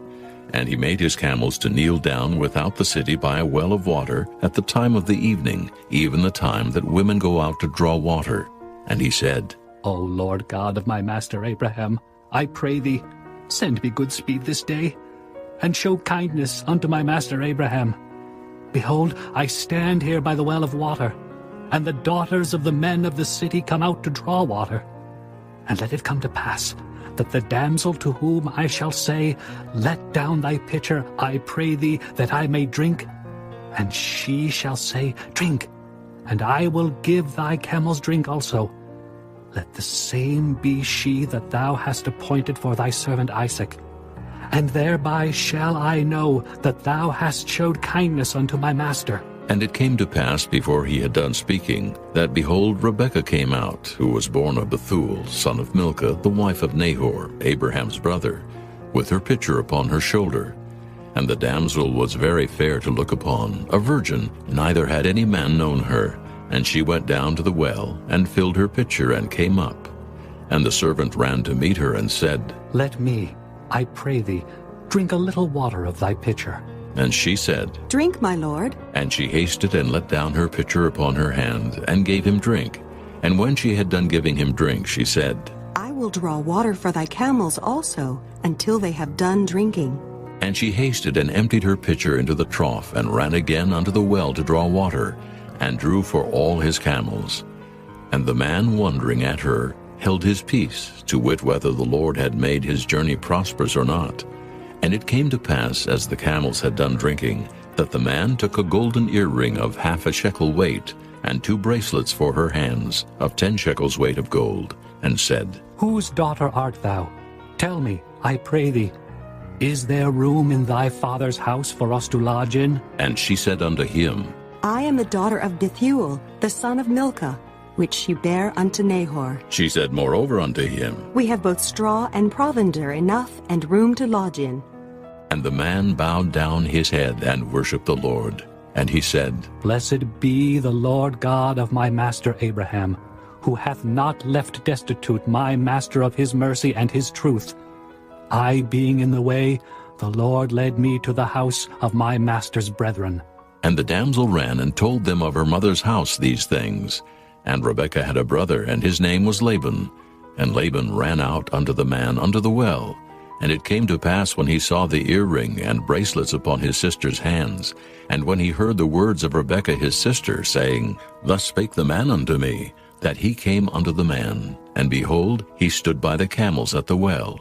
And he said, Come in, thou blessed of the Lord. Wherefore standest thou without? For I have prepared the house and room for the camels. And the man came into the house, and he ungirded his camels, and gave straw and provender for the camels, and water to wash his feet, and the men's feet that were with him. And there was set meat before him to eat. But he said, I will not eat until I have told mine errand. And he said, Speak on. And he said, I am Abraham's servant, and the Lord hath blessed my master greatly. And he is become great, and he hath given him flocks, and herds, and silver, and gold, and menservants, and maidservants, and camels, and asses. And Sarah my master's wife bare a son to my master when she was old, and unto him hath he given all that he hath. And my master made me swear, saying, Thou shalt not take a wife to my son of the daughters of the Canaanites, in whose land I dwell. But thou shalt go unto my father's house, and to my kindred, and take a wife unto my son. And I said unto my master, Peradventure the woman will not follow me. And he said unto me, The Lord before whom I walk will send his angel with thee, and prosper thy way. And thou shalt take a wife for my son of my kindred, and of my father's house. Then shalt thou be clear from this my oath, when thou comest to my kindred. And if they give not thee one, thou shalt be clear from my oath. And I came this day unto the well, and said, O Lord God of my master Abraham, if now thou do prosper my way which I go, behold, I stand by the well of water. And it shall come to pass, that when the virgin cometh forth to draw water, and I say to her, Give me, I pray thee, a little water of thy pitcher to drink. And she say to me, Both drink thou, and I will also draw for thy camels. Let the same be the woman whom the Lord hath appointed out for my master's son. And before I had done speaking in mine heart, behold, Rebekah came forth with her pitcher on her shoulder. And she went down unto the well, and drew water. And I said unto her, Let me drink, I pray thee. And she made haste, and let down her pitcher from her shoulder, and said, Drink, and I will give thy camels drink also. So I drank, and she made the camels drink also. And I asked her, and said, Whose daughter art thou? And she said, The daughter of Bethuel, Nahor's son, whom Milcah bare unto him. And I put the earring upon her face, and the bracelets upon her hands. And I bowed down my head, and worshipped the Lord, and blessed the Lord God of my master Abraham, which had led me in the right way to take my master's brother's daughter unto his son. And now if ye will deal kindly and truly with my master, tell me. And if not, tell me, that I may turn to the right hand or to the left. Then Laban and Bethuel answered and said, The thing proceedeth from the Lord.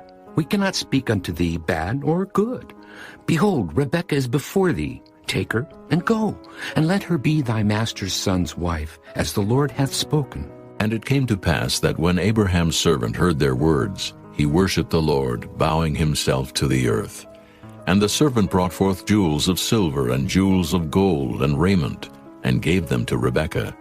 He gave also to her brother and to her mother precious things, and they did eat and drink, he and the men that were with him, and tarried all night.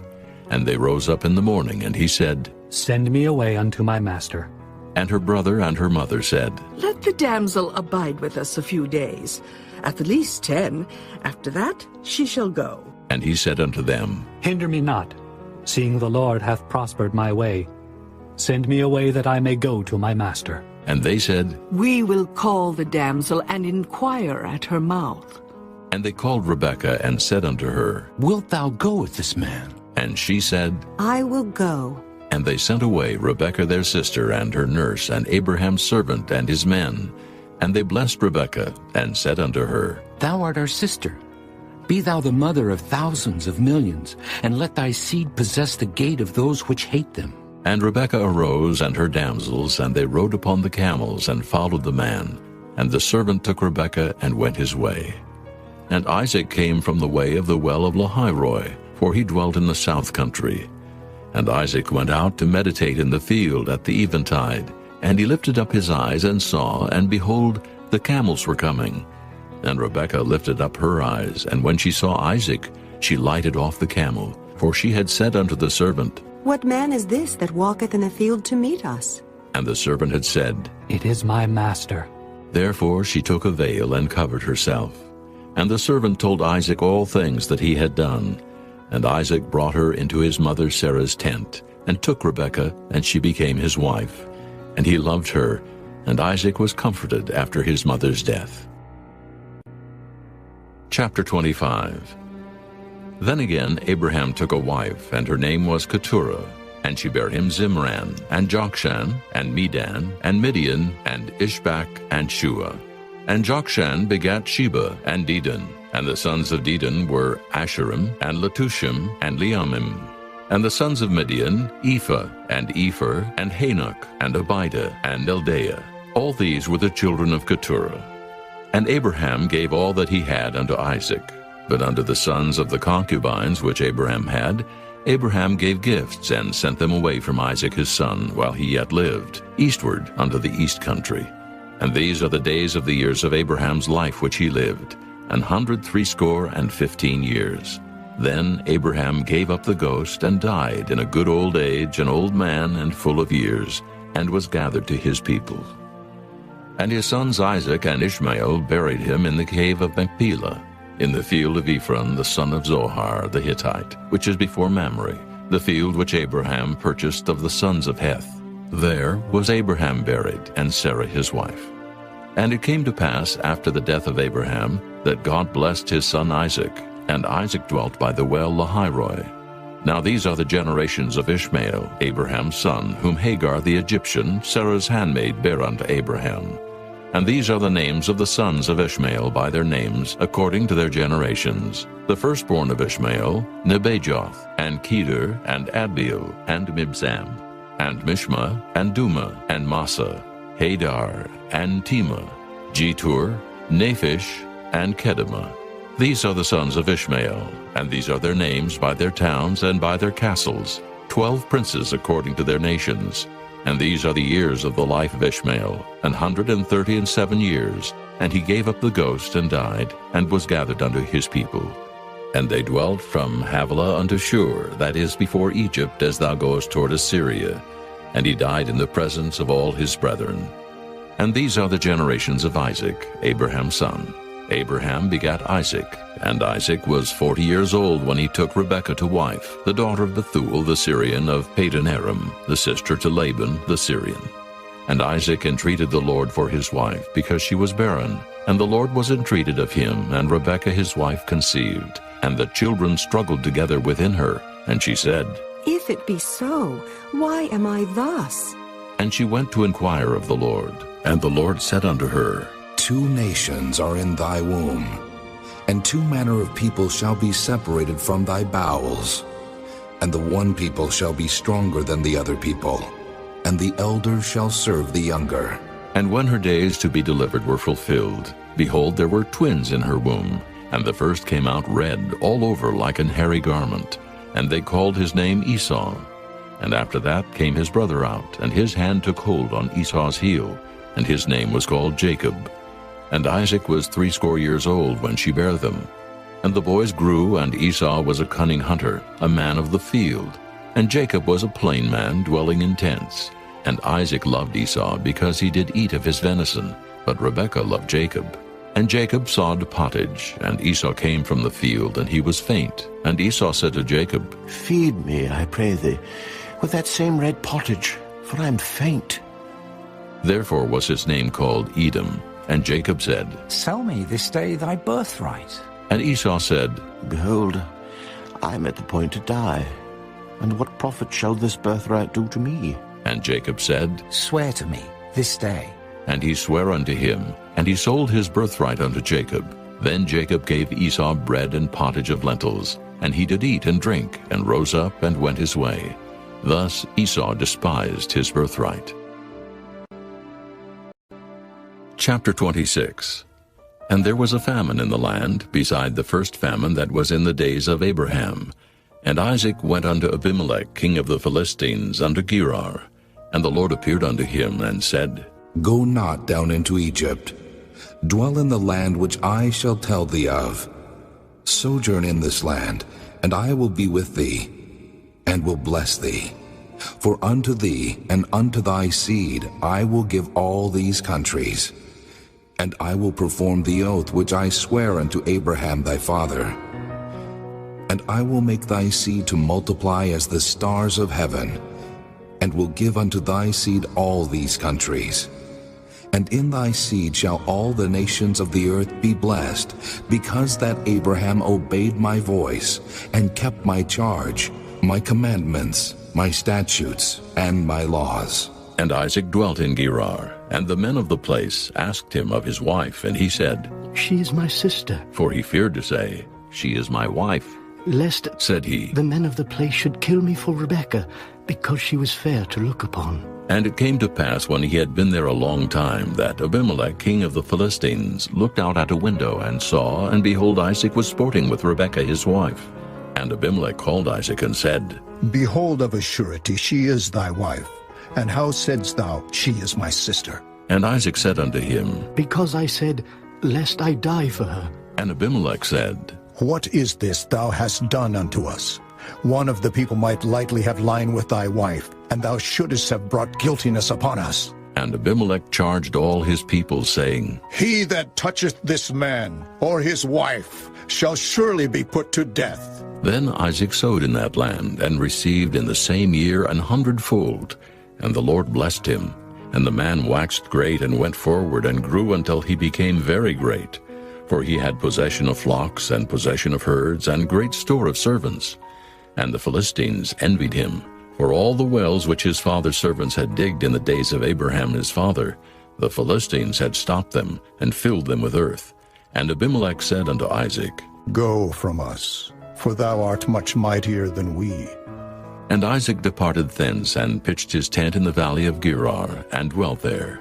And Isaac digged again the wells of water which they had digged in the days of Abraham his father, for the Philistines had stopped them after the death of Abraham. And he called their names after the names by which his father had called them. And Isaac's servants digged in the valley, and found there a well of springing water. And the herdmen of Gerar did strive with Isaac's herdmen, saying, The water is ours. And he called the name of the well Esek, because they strove with him. And they digged another well, and strove for that also. And he called the name of it Sitnah. And he removed from thence, and digged another well. And for that they strove not. And he called the name of it Rehoboth. And he said, For now the Lord hath made room for us, and we shall be fruitful in the land. And he went up from thence to Beersheba. And the Lord appeared unto him the same night, and said, I am the God of Abraham thy father. Fear not, for I am with thee, and will bless thee, and multiply thy seed for my servant Abraham's sake.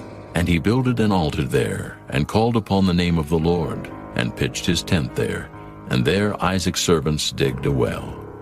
Then Abimelech went to him from Gerar, and Ahuzzath one of his friends, and Phicol the chief captain of his army. And Isaac said unto them, Wherefore come ye to me, seeing ye hate me, and have sent me away from you? And they said, We saw certainly that the Lord was with thee. And we said, Let there be now an oath betwixt us, even betwixt us and thee, and let us make a covenant with thee, that thou wilt do us no hurt, as we have not touched thee, and as we have done unto thee nothing but good, and have sent thee away in peace. Thou art now the blessed of the Lord. And he made them a feast, and they did eat and drink. And they rose up betimes in the morning, and sware one to another. And Isaac sent them away, and they departed from him in peace. And it came to pass the same day that Isaac's servants came, and told him concerning the well which they had digged, and said unto him, we have found water. And he called it Sheba. Therefore the name of the city is Beersheba unto this day. And Esau was 40 years old when he took to wife Judith the daughter of Beeri the Hittite, and Bashemath the daughter of Elon the Hittite, which were a grief of mind unto Isaac and to Rebekah. Chapter 27. And it came to pass that when Isaac was old, and his eyes were dim, so that he could not see, he called Esau his eldest son, and said unto him, My son. And he said unto him, Behold, here am I. And he said, Behold, now I am old. I know not the day of my death. Now therefore take, I pray thee, thy weapons, thy quiver, and thy bow, and go out to the field, and take me some venison, and make me savory meat such as I love, and bring it to me, that I may eat, that my soul may bless thee before I die. And Rebekah heard when Isaac spake to Esau his son. And Esau went to the field to hunt for venison, and to bring it. And Rebekah spake unto Jacob her son, saying, Behold, I heard thy father speak unto Esau thy brother, saying, Bring me venison, and make me savory meat, that I may eat, and bless thee before the Lord before my death. Now therefore, my son, obey my voice according to that which I command thee. Go now to the flock, and fetch me from thence 2 good kids of the goats, and I will make them savory meat for thy father, such as he loveth. And thou shalt bring it to thy father, that he may eat, and that he may bless thee before his death. And Jacob said to Rebekah his mother, Behold, Esau my brother is a hairy man, and I am a smooth man.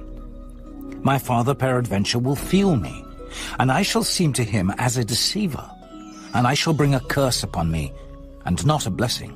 And his mother said unto him, Upon me be thy curse, my son. Only obey my voice, and go fetch me them. And he went and fetched and brought them to his mother. And his mother made savory meat, such as his father loved. And Rebekah took goodly raiment of her eldest son Esau, which were with her in the house, and put them upon Jacob her younger son. And she put the skins of the kids of the goats upon his hands, and upon the smooth of his neck. And she gave the savory meat and the bread which she had prepared into the hand of her son Jacob. And he came unto his father and said, My father. And he said, Here am I. Who art thou, my son? And Jacob said unto his father, I am Esau thy firstborn. I have done according as thou badest me. Arise, I pray thee, sit, and eat of my venison, that thy soul may bless me. And Isaac said unto his son, How is it that thou hast found it so quickly, my son? And he said, Because the Lord thy God brought it to me.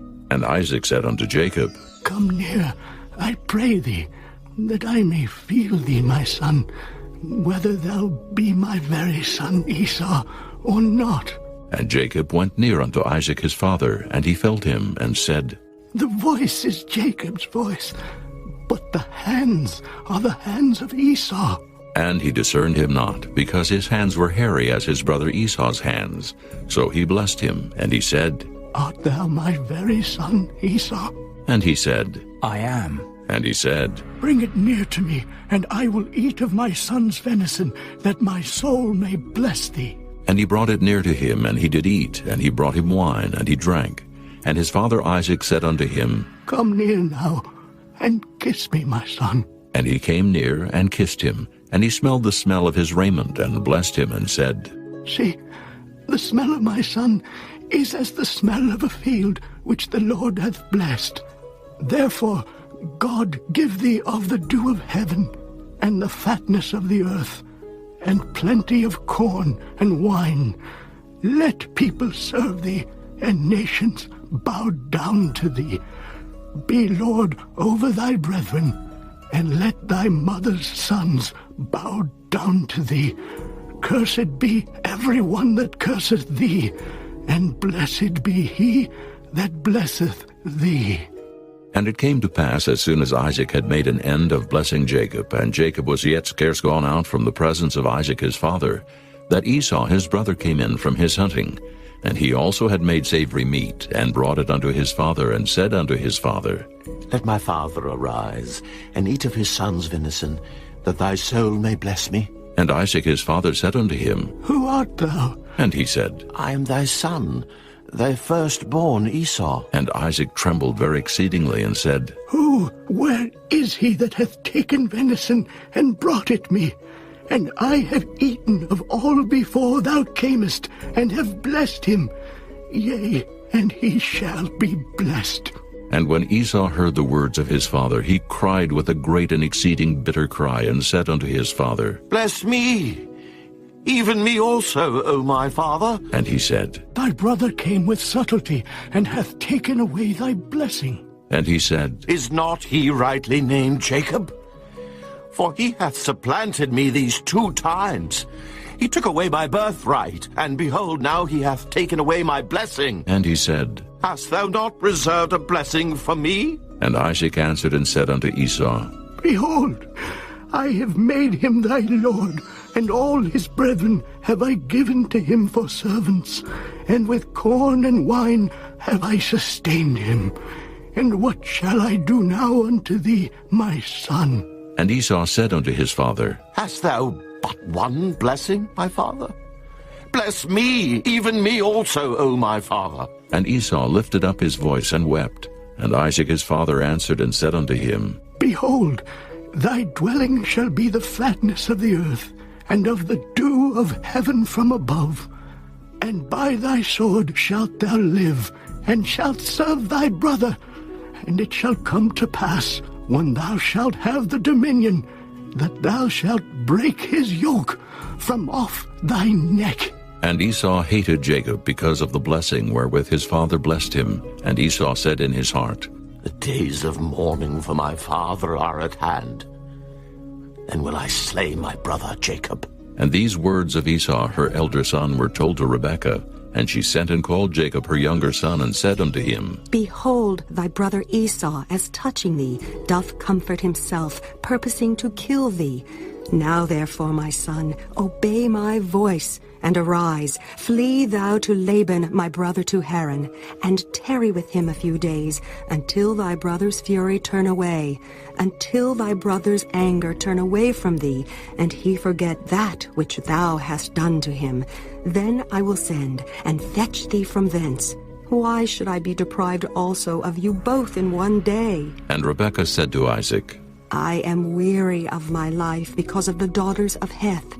If Jacob take a wife of the daughters of Heth, such as these which are of the daughters of the land, what good shall my life do me?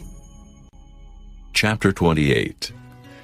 And Isaac called Jacob, and blessed him, and charged him, and said unto him, Thou shalt not take a wife of the daughters of Canaan. Arise, go to Padan Aram, to the house of Bethuel, thy mother's father, and take thee a wife from thence of the daughters of Laban, thy mother's brother.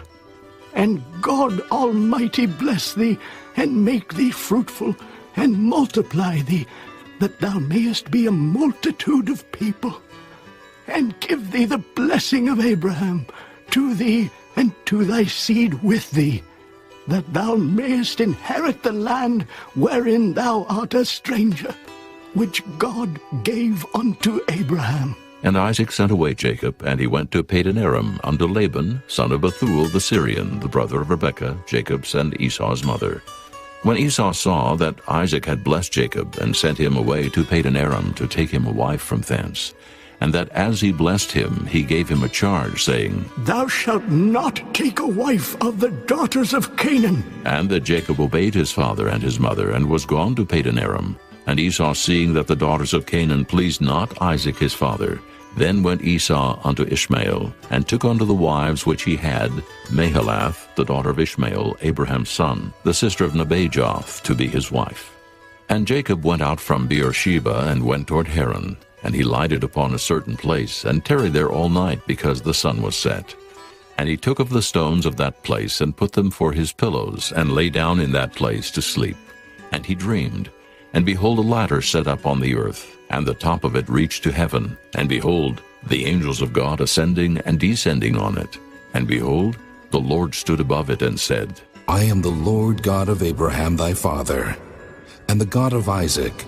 The land whereon thou liest, to thee will I give it, and to thy seed. And thy seed shall be as the dust of the earth, and thou shalt spread abroad to the west, and to the east, and to the north, and to the south. And in thee and in thy seed shall all the families of the earth be blessed. And behold, I am with thee, and will keep thee in all places whither thou goest, and will bring thee again into this land. For I will not leave thee, until I have done that which I have spoken to thee of. And Jacob awaked out of his sleep, and he said, Surely the Lord is in this place, and I knew it not. And he was afraid, and said, How dreadful is this place! This is none other but the house of God, and this is the gate of heaven. And Jacob rose up early in the morning, and took the stone that he had put for his pillows, and set it up for a pillar, and poured oil upon the top of it. And he called the name of that place Bethel, but the name of that city was called Luz at the first. And Jacob vowed a vow, saying, If God will be with me, and will keep me in this way that I go, and will give me bread to eat, and raiment to put on, so that I come again to my father's house in peace, then shall the Lord be my God. And this stone, which I have set for a pillar, shall be God's house. And of all that thou shalt give me, I will surely give the 10th unto thee. Chapter 29. Then Jacob went on his journey, and came into the land of the people of the east. And he looked, and behold, a well in the field. And lo, there were 3 flocks of sheep lying by it. For out of that well they watered the flocks. And a great stone was upon the well's mouth. And thither were all the flocks gathered. And they rolled the stone from the well's mouth, and watered the sheep, and put the stone again upon the well's mouth in his place. And Jacob said unto them, My brethren, whence be ye? And they said, Of Haran are we. And he said unto them, Know ye Laban, the son of Nahor? And they said, We know him. And he said unto them, Is he well? And they said, He is well, and behold, Rachel his daughter cometh with the sheep. And he said, Lo, it is yet high day, neither is it time that the cattle should be gathered together. Water ye the sheep, and go and feed them. And they said, We cannot, until all the flocks be gathered together, until they roll the stone from the well's mouth. Then we water the sheep. And while he yet spake with them, Rachel came with her father's sheep, for she kept them. And it came to pass, when Jacob saw Rachel the daughter of Laban his mother's brother, and the sheep of Laban his mother's brother, that Jacob went near, and rolled the stone from the well's mouth, and watered the flock of Laban his mother's brother. And Jacob kissed Rachel, and lifted up his voice, and wept. And Jacob told Rachel that he was her father's brother, and that he was Rebekah's son. And she ran and told her father. And it came to pass, when Laban heard the tidings of Jacob his sister's son, that he ran to meet him, and embraced him, and kissed him, and brought him to his house. And he told Laban all these things. And Laban said to him, Surely thou art my bone and my flesh. And he abode with him the space of a month. And Laban said unto Jacob, Because thou art my brother, shouldest thou therefore serve me for naught? Tell me, what shall thy wages be? And Laban had 2 daughters. The name of the elder was Leah, and the name of the younger was Rachel. Leah was tender-eyed, but Rachel was beautiful and well-favored. And Jacob loved Rachel, and said, I will serve thee 7 years for Rachel thy younger daughter. And Laban said, It is better that I give her to thee, than that I should give her to another man. Abide with me. And Jacob served 7 years for Rachel, and they seemed unto him but a few days for the love he had to her. And Jacob said unto Laban, Give me my wife, for my days are fulfilled, that I may go in unto her. And Laban gathered together all the men of the place, and made a feast. And it came to pass in the evening, that he took Leah his daughter, and brought her to him, and he went in unto her. And Laban gave unto his daughter Leah Zilpah his maid for a handmaid. And it came to pass that in the morning, behold, it was Leah. And he said to Laban, What is this thou hast done unto me? Did not I serve with thee for Rachel? Wherefore then hast thou beguiled me? And Laban said, It must not be so done in our country, to give the younger before the firstborn. Fulfill her week, and we will give thee this also, for the service which thou shalt serve with me yet 7 other years. And Jacob did so, and fulfilled her week. And he gave him Rachel his daughter to wife also. And Laban gave to Rachel his daughter Bilhah his handmaid to be her maid. And he went in also unto Rachel, And he loved also Rachel more than Leah, and served with him yet 7 other years. And when the Lord saw that Leah was hated, he opened her womb, but Rachel was barren. And Leah conceived and bare a son, and she called his name Reuben, for she said, Surely the Lord hath looked upon my affliction. Now therefore my husband will love me. And she conceived again, and bare a son, and said, Because the Lord hath heard that I was hated, he hath therefore given me this son also. And she called his name Simeon. And she conceived again, and bare a son, and said, Now this time will my husband be joined unto me, because I have borne him 3 sons. Therefore was his name called Levi. And she conceived again, and bare a son, and she said, Now will I praise the Lord. Therefore she called his name Judah, and left bearing. Chapter 30.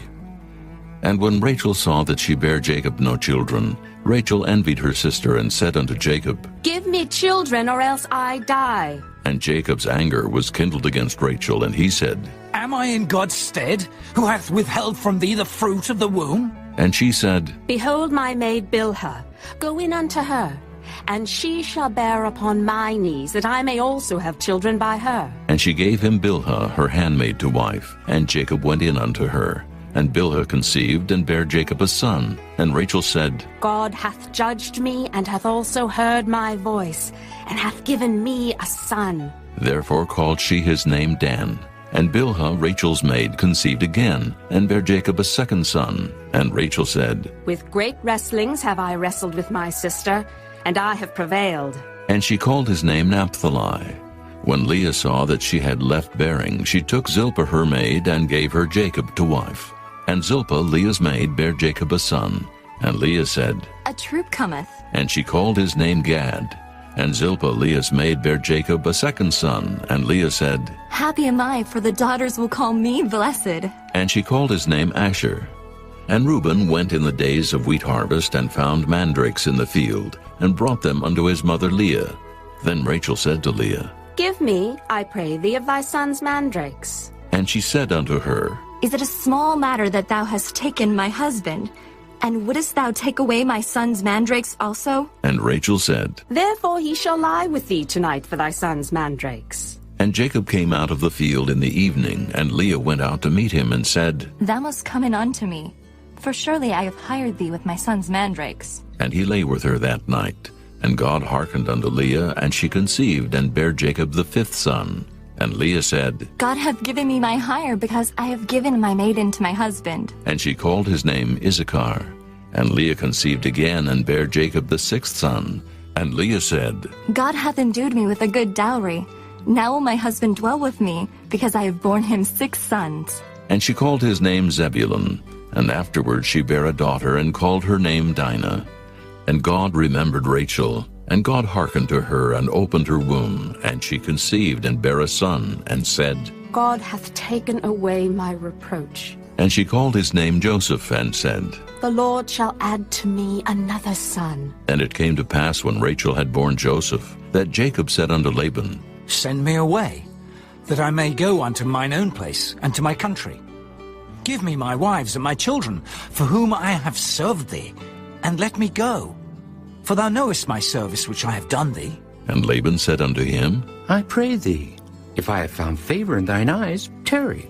For I have learned by experience that the Lord hath blessed me for thy sake. And he said, Appoint me thy wages, and I will give it. And he said unto him, Thou knowest how I have served thee, and how thy cattle was with me. For it was little which thou hadst before I came, and it is now increased unto a multitude. And the Lord hath blessed thee since my coming. And now when shall I provide for mine own house also? And he said, What shall I give thee? And Jacob said, Thou shalt not give me anything. If thou wilt do this thing for me, I will again feed and keep thy flock. I will pass through all thy flock today, removing from thence all the speckled and spotted cattle, and all the brown cattle among the sheep, and the spotted and speckled among the goats, and of such shall be my hire. So shall my righteousness answer for me in time to come, when it shall come for my hire before thy face. Every one that is not speckled and spotted among the goats, and brown among the sheep, that shall be counted stolen with me. And Laban said, Behold, I would it might be according to thy word. And he removed that day the he-goats that were ring-streaked and spotted, and all the she-goats that were speckled and spotted, and every one that had some white in it, and all the brown among the sheep, and gave them into the hand of his sons. And he set 3 days' journey betwixt himself and Jacob. And Jacob fed the rest of Laban's flocks. And Jacob took him rods of green poplar, and of the hazel and chestnut tree, and pilled white streaks in them, and made the white appear which was in the rods. And he set the rods which he had pilled before the flocks in the gutters in the watering troughs, when the flocks came to drink, that they should conceive when they came to drink. And the flocks conceived before the rods, and brought forth cattle ring-straked, speckled, and spotted. And Jacob did separate the lambs, and set the faces of the flocks toward the ring-straked, and all the brown in the flock of Laban. And he put his own flocks by themselves, and put them not unto Laban's cattle. And it came to pass, whensoever the stronger cattle did conceive, that Jacob laid the rods before the eyes of the cattle in the gutters, that they might conceive among the rods. But when the cattle were feeble, he put them not in. So the feebler were Laban's, and the stronger Jacob's. And the man increased exceedingly, and had much cattle, and maidservants, and menservants, and camels, and asses. Chapter 31. And he heard the words of Laban's sons, saying, Jacob hath taken away all that was our father's, and of that which was our father's hath he gotten all this glory. And Jacob beheld the countenance of Laban, and behold, it was not toward him as before. And the Lord said unto Jacob, Return unto the land of thy fathers, and to thy kindred, and I will be with thee. And Jacob sent and called Rachel and Leah to the field unto his flock, and said unto them, I see your father's countenance, that it is not toward me as before. But the God of my father hath been with me. And ye know that with all my power I have served your father. And your father hath deceived me, and changed my wages 10 times. But God suffered him not to hurt me. If he said thus, The speckled shall be thy wages, then all the cattle bear speckled. And if he said thus, The ring-straked shall be thy hire, then bear all the cattle ring-straked. Thus God hath taken away the cattle of your father, and given them to me.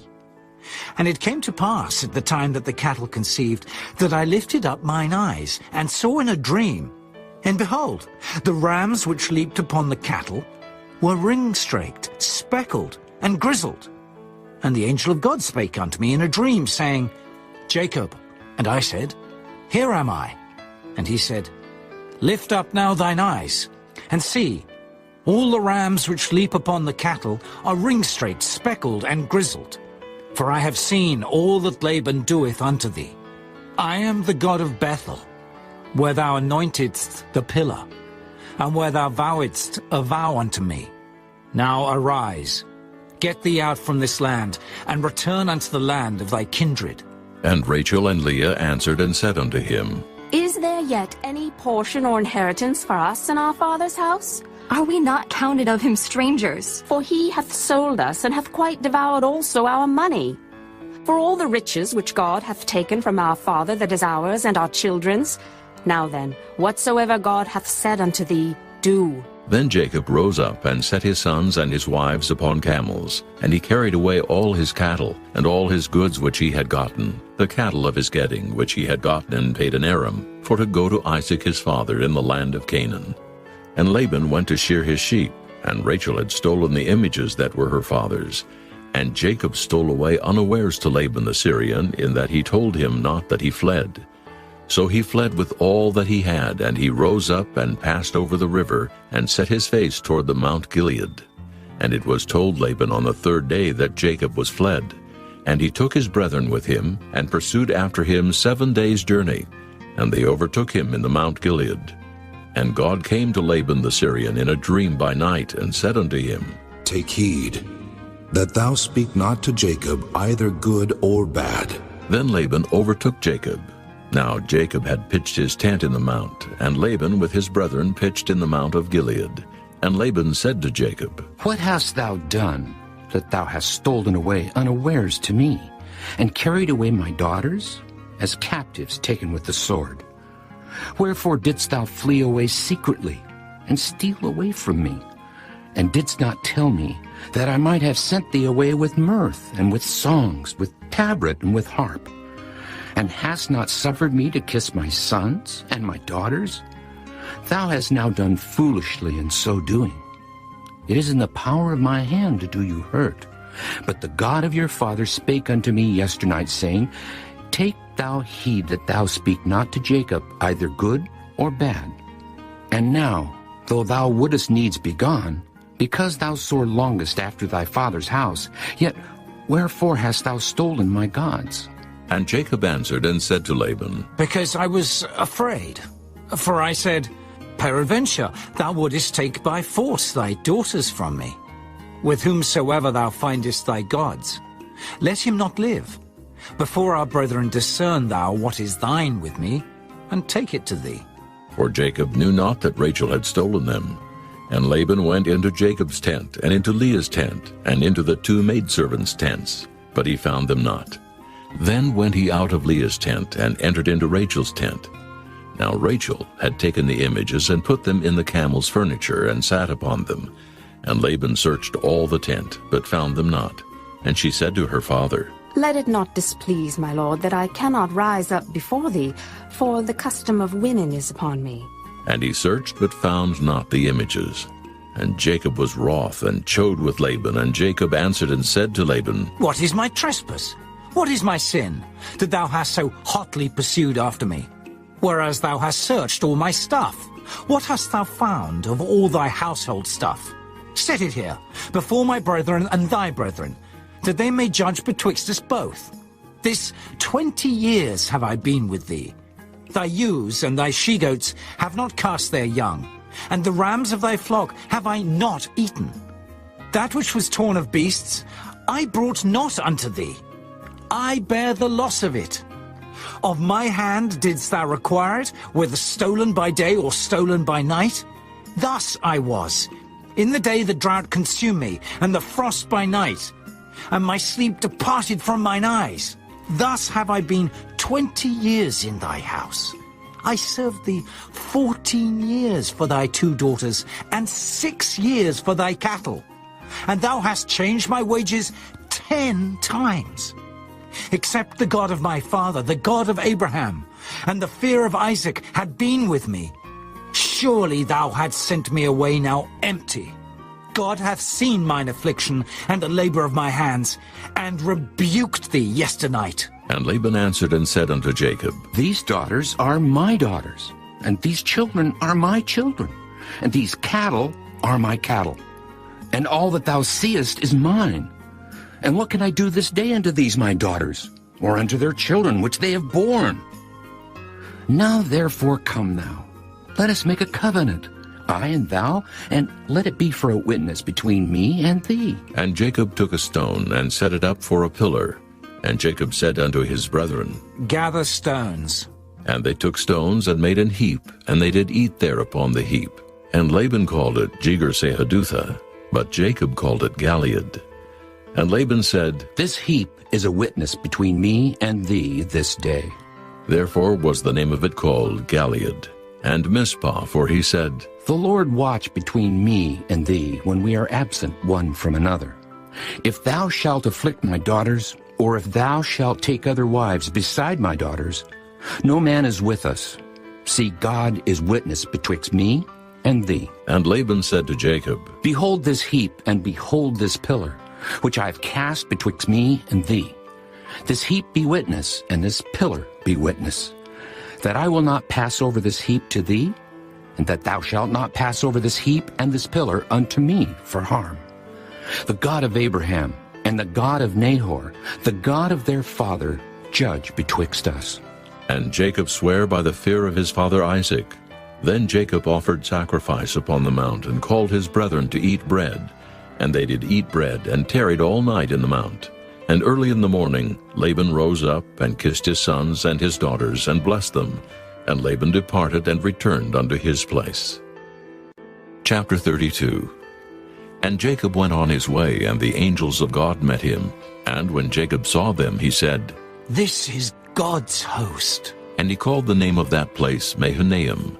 And Jacob sent messengers before him to Esau his brother unto the land of Seir, the country of Edom. And he commanded them, saying, Thus shall ye speak unto my lord Esau. Thy servant Jacob saith thus, I have sojourned with Laban, and stayed there until now. And I have oxen and asses, flocks and men servants and women servants. And I have sent to tell my lord, that I may find grace in thy sight. And the messengers returned to Jacob, saying, We came to thy brother Esau, and also he cometh to meet thee, and 400 men with him. Then Jacob was greatly afraid and distressed. And he divided the people that was with him, and the flocks and herds and the camels into 2 bands, and said, If Esau come to the one company and smite it, then the other company which is left shall escape. And Jacob said, O God of my father Abraham, and God of my father Isaac, the Lord which saidst unto me, Return unto thy country and to thy kindred, and I will deal well with thee. I am not worthy of the least of all the mercies, and of all the truth which thou hast showed unto thy servant. For with my staff I passed over this Jordan, and now I am become 2 bands. Deliver me, I pray thee, from the hand of my brother, from the hand of Esau. For I fear him, lest he will come and smite me, and the mother with the children. And thou saidst, I will surely do thee good, and make thy seed as the sand of the sea, which cannot be numbered for multitude. And he lodged there that same night, and took of that which came to his hand a present for Esau his brother, 200 she-goats and 20 he-goats, 200 ewes and 20 rams, 30 milch camels with their colts, 40 kine and 10 bulls, 20 she-asses and 10 foals. And he delivered them into the hand of his servants, every drove by themselves, and said unto his servants, Pass over before me, and put a space betwixt drove and drove. And he commanded the foremost, saying, When Esau my brother meeteth thee, and asketh thee, saying, Whose art thou? And whither goest thou? And whose are these before thee? Then thou shalt say, They be thy servant Jacob's. It is a present sent unto my lord Esau. And behold, also he is behind us. And so commanded he the second, and the third, and all that followed the drove, saying, On this manner shall ye speak unto Esau when ye find him. And say ye moreover, Behold, thy servant Jacob is behind us. For he said, I will appease him with the present that goeth before me, and afterward I will see his face. Peradventure he will accept of me. So went the present over before him, and himself lodged that night in the company. And he rose up that night, and took his 2 wives and his 2 women servants, and his 11 sons, and passed over the ford Jabbok. And he took them, and set them over the brook, and sent over that he had. And Jacob was left alone. And there wrestled a man with him until the breaking of the day. And when he saw that he prevailed not against him, he touched the hollow of his thigh, and the hollow of Jacob's thigh was out of joint as he wrestled with him. And he said, Let me go, for the day breaketh. And he said, I will not let thee go, except thou bless me. And he said unto him, What is thy name? And he said, Jacob. And he said, Thy name shall be called no more Jacob, but Israel. For as a prince hast thou power with God and with men, and hast prevailed. And Jacob asked him and said, Tell me, I pray thee, thy name. And he said, Wherefore is it that thou dost ask after my name? And he blessed him there. And Jacob called the name of the place Peniel. For I have seen God face to face, and my life is preserved. And as he passed over Peniel, the sun rose upon him, and he halted upon his thigh. Therefore the children of Israel eat not of the sinew which shrank, which is upon the hollow of the thigh unto this day, because he touched the hollow of Jacob's thigh in the sinew that shrank. Chapter 33. And Jacob lifted up his eyes and looked, and behold, Esau came, and with him 400 men. And he divided the children unto Leah, and unto Rachel, and unto the 2 handmaids. And he put the handmaids and their children foremost, and Leah and her children after, and Rachel and Joseph hindermost. And he passed over before them, and bowed himself to the ground 7 times, until he came near to his brother. And Esau ran to meet him, and embraced him, and fell on his neck, and kissed him, and they wept. And he lifted up his eyes, and saw the women and the children, and said, Who are those with thee? And he said, The children, which God hath graciously given thy servant. Then the handmaidens came near, they and their children, and they bowed themselves. And Leah also with her children came near, and bowed themselves. And after came Joseph near, and Rachel, and they bowed themselves. And he said, What meanest thou by all this drove which I met? And he said, These are to find grace in the sight of my Lord. And Esau said, I have enough, my brother. Keep that thou hast unto thyself. And Jacob said, Nay, I pray thee, if now I have found grace in thy sight, then receive my present at my hand. For therefore I have seen thy face, as though I had seen the face of God, and thou wast pleased with me. Take, I pray thee, my blessing that is brought to thee, because God hath dealt graciously with me, and because I have enough. And he urged him, and he took it, and he said, Let us take our journey, and let us go, and I will go before thee. And he said unto him, My Lord knoweth that the children are tender, and the flocks and herds with young are with me. And if men should overdrive them one day, all the flock will die. Let my Lord, I pray thee, pass over before his servant, and I will lead on softly, according as the cattle that goeth before me, and the children be able to endure, until I come unto my Lord, unto Seir. And Esau said, Let me now leave with thee some of the folk that are with me. And he said, What needeth it? Let me find grace in the sight of my Lord. So Esau returned that day on his way to Seir. And Jacob journeyed to Succoth, and built him an house, and made booths for his cattle. Therefore the name of the place is called Succoth. And Jacob came to Shalem, a city of Shechem, which is in the land of Canaan, when he came from Padan Aram, and pitched his tent before the city. And he brought a parcel of a field where he had spread his tent at the hand of the children of Hamor, Shechem's father, for 100 pieces of money. And he erected there an altar, and called it El Elohe Israel. Chapter 34. And Dinah, the daughter of Leah, which she bare unto Jacob, went out to see the daughters of the land. And when Shechem the son of Hamor the Hivite, prince of the country, saw her, he took her, and lay with her, and defiled her. And his soul clave unto Dinah the daughter of Jacob. And he loved the damsel, and spake kindly unto the damsel. And Shechem spake unto his father Hamor, saying, Get me this damsel to wife. And Jacob heard that he had defiled Dinah his daughter. Now his sons were with his cattle in the field, and Jacob held his peace until they were come. And Hamor the father of Shechem went out unto Jacob to commune with him. And the sons of Jacob came out of the field when they heard it, and the men were grieved, and they were very wroth, because he had wrought folly in Israel in lying with Jacob's daughter, which thing ought not to be done. And Hamor communed with them, saying, The soul of my son Shechem longeth for your daughter. I pray you give her him to wife, and make ye marriages with us, and give your daughters unto us, and take our daughters unto you. And ye shall dwell with us, and the land shall be before you.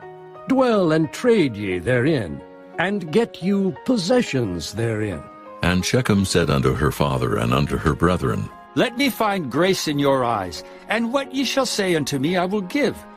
Ask me never so much dowry and gift, and I will give according as ye shall say unto me. But give me the damsel to wife. And the sons of Jacob answered Shechem and Hamor his father deceitfully, and said, Because he had defiled Dinah their sister. And they said unto them, We cannot do this thing, to give our sister to one that is uncircumcised, for that were a reproach unto us. But in this will we consent unto you. If ye will be as we be, that every male of you be circumcised, then will we give our daughters unto you, and we will take your daughters to us, and we will dwell with you, and we will become one people. But if ye will not hearken unto us, to be circumcised, then will we take our daughter, and we will be gone. And their words pleased Hamor and Shechem, Hamor's son. And the young man deferred not to do the thing, because he had delight in Jacob's daughter, and he was more honorable than all the house of his father. And Hamor and Shechem his son came unto the gate of their city, and communed with the men of their city, saying, These men are peaceable with us. Therefore let them dwell in the land, and trade therein. For the land, behold, it is large enough for them. Let us take their daughters to us for wives, and let us give them our daughters. Only herein will the men consent unto us for to dwell with us, to be one people, if every male among us be circumcised as they are circumcised. Shall not their cattle and their substance and every beast of theirs be ours? Only let us consent unto them, and they will dwell with us. And unto Hamor and unto Shechem his son hearkened all that went out of the gate of his city, and every male was circumcised, all that went out of the gate of his city. And it came to pass on the third day, when they were sore, that two of the sons of Jacob, Simeon and Levi, Dinah's brethren, took each man his sword, and came upon the city boldly, and slew all the males. And they slew Hamor and Shechem his son with the edge of the sword, and took Dinah out of Shechem's house, and went out. The sons of Jacob came upon the slain, and spoiled the city, because they had defiled their sister.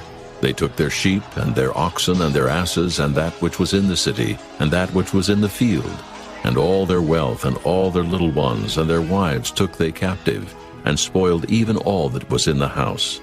And Jacob said to Simeon and Levi, Ye have troubled me, to make me to stink among the inhabitants of the land, among the Canaanites and the Perizzites. And I, being few in number, they shall gather themselves together against me, and slay me. And I shall be destroyed, I and my house. And they said, Should he deal with our sister as with an harlot? Chapter 35. And God said unto Jacob, Arise, go up to Bethel, and dwell there, and make there an altar unto God, that appeared unto thee when thou fleddest from the face of Esau thy brother. Then Jacob said unto his household and to all that were with him, Put away the strange gods that are among you, and be clean, and change your garments. And let us arise, and go up to Bethel. And I will make there an altar unto God, who answered me in the day of my distress, and was with me in the way which I went. And they gave unto Jacob all the strange gods which were in their hand, and all their earrings which were in their ears.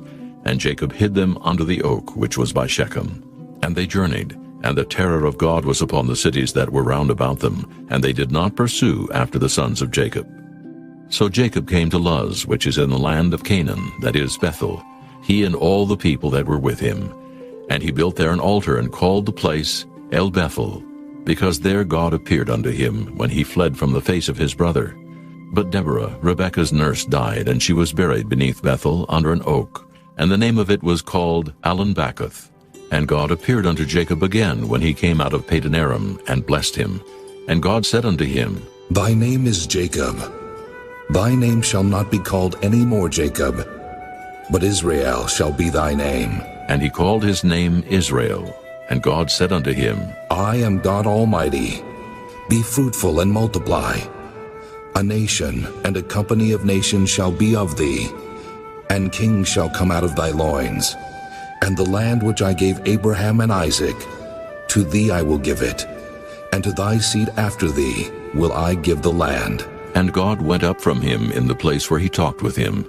And Jacob set up a pillar in the place where he talked with him, even a pillar of stone.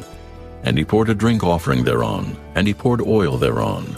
And Jacob called the name of the place where God spake with him, Bethel. And they journeyed from Bethel, and there was but a little way to come to Ephrath. And Rachel travailed, and she had hard labor. And it came to pass when she was in hard labor, that the midwife said unto her, Fear not, thou shalt have this son also. And it came to pass, as her soul was in departing, for she died, that she called his name Ben-Oni, but his father called him Benjamin. And Rachel died, and was buried in the way to Ephrath, which is Bethlehem. And Jacob set a pillar upon her grave, that is the pillar of Rachel's grave unto this day. And Israel journeyed, and spread his tent beyond the tower of Eder. And it came to pass, when Israel dwelt in that land, that Reuben went and lay with Bilhah his father's concubine, and Israel heard it. Now the sons of Jacob were 12. The sons of Leah, Reuben, Jacob's firstborn, and Simeon, and Levi, and Judah, and Issachar, and Zebulun. The sons of Rachel, Joseph, and Benjamin. And the sons of Bilhah, Rachel's handmaid, Dan, and Naphtali. And the sons of Zilpah, Leah's handmaid, Gad, and Asher. These are the sons of Jacob, which were born to him in Padan-aram. And Jacob came unto Isaac his father unto Mamre, unto the city of Arba, which is Hebron, where Abraham and Isaac sojourned. And the days of Isaac were 180 years. And Isaac gave up the ghost and died, and was gathered unto his people, being old and full of days. And his sons Esau and Jacob buried him. Chapter 36. Now these are the generations of Esau, who is Edom.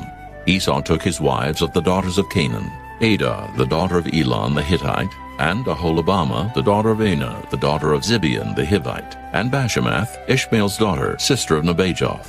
And Adah bare to Esau Eliphaz, and Bashemath bare Reuel, and Aholibamah bare Jeush, and Jaalam, and Korah. These are the sons of Esau, which were born unto him in the land of Canaan. And Esau took his wives and his sons and his daughters and all the persons of his house, and his cattle and all his beasts and all his substance which he had got in the land of Canaan, and went into the country from the face of his brother Jacob. For their riches were more than that they might dwell together, and the land wherein they were strangers could not bear them because of their cattle.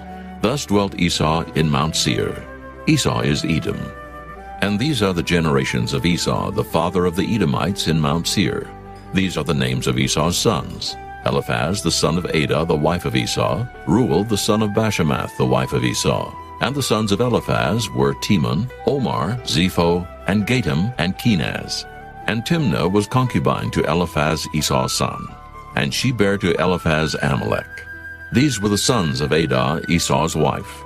And these are the sons of Reuel: Nahath, and Zerah, Shammah, and Mizah. These were the sons of Bashemath, Esau's wife. And these were the sons of Aholibamah, the daughter of Anah, the daughter of Zibeon, Esau's wife. And she bare to Esau Jeush, and Jaalam, and Korah. These were dukes of the sons of Esau. The sons of Eliphaz, the firstborn son of Esau: Duke Teman, Duke Omar, Duke Zepho, Duke Kenaz, Duke Korah, Duke Gatam, and Duke Amalek. These are the dukes that came of Eliphaz in the land of Edom. These were the sons of Adah. And these are the sons of Reuel, Esau's son: Duke Nahath, Duke Zerah, Duke Shammah, Duke Mizah.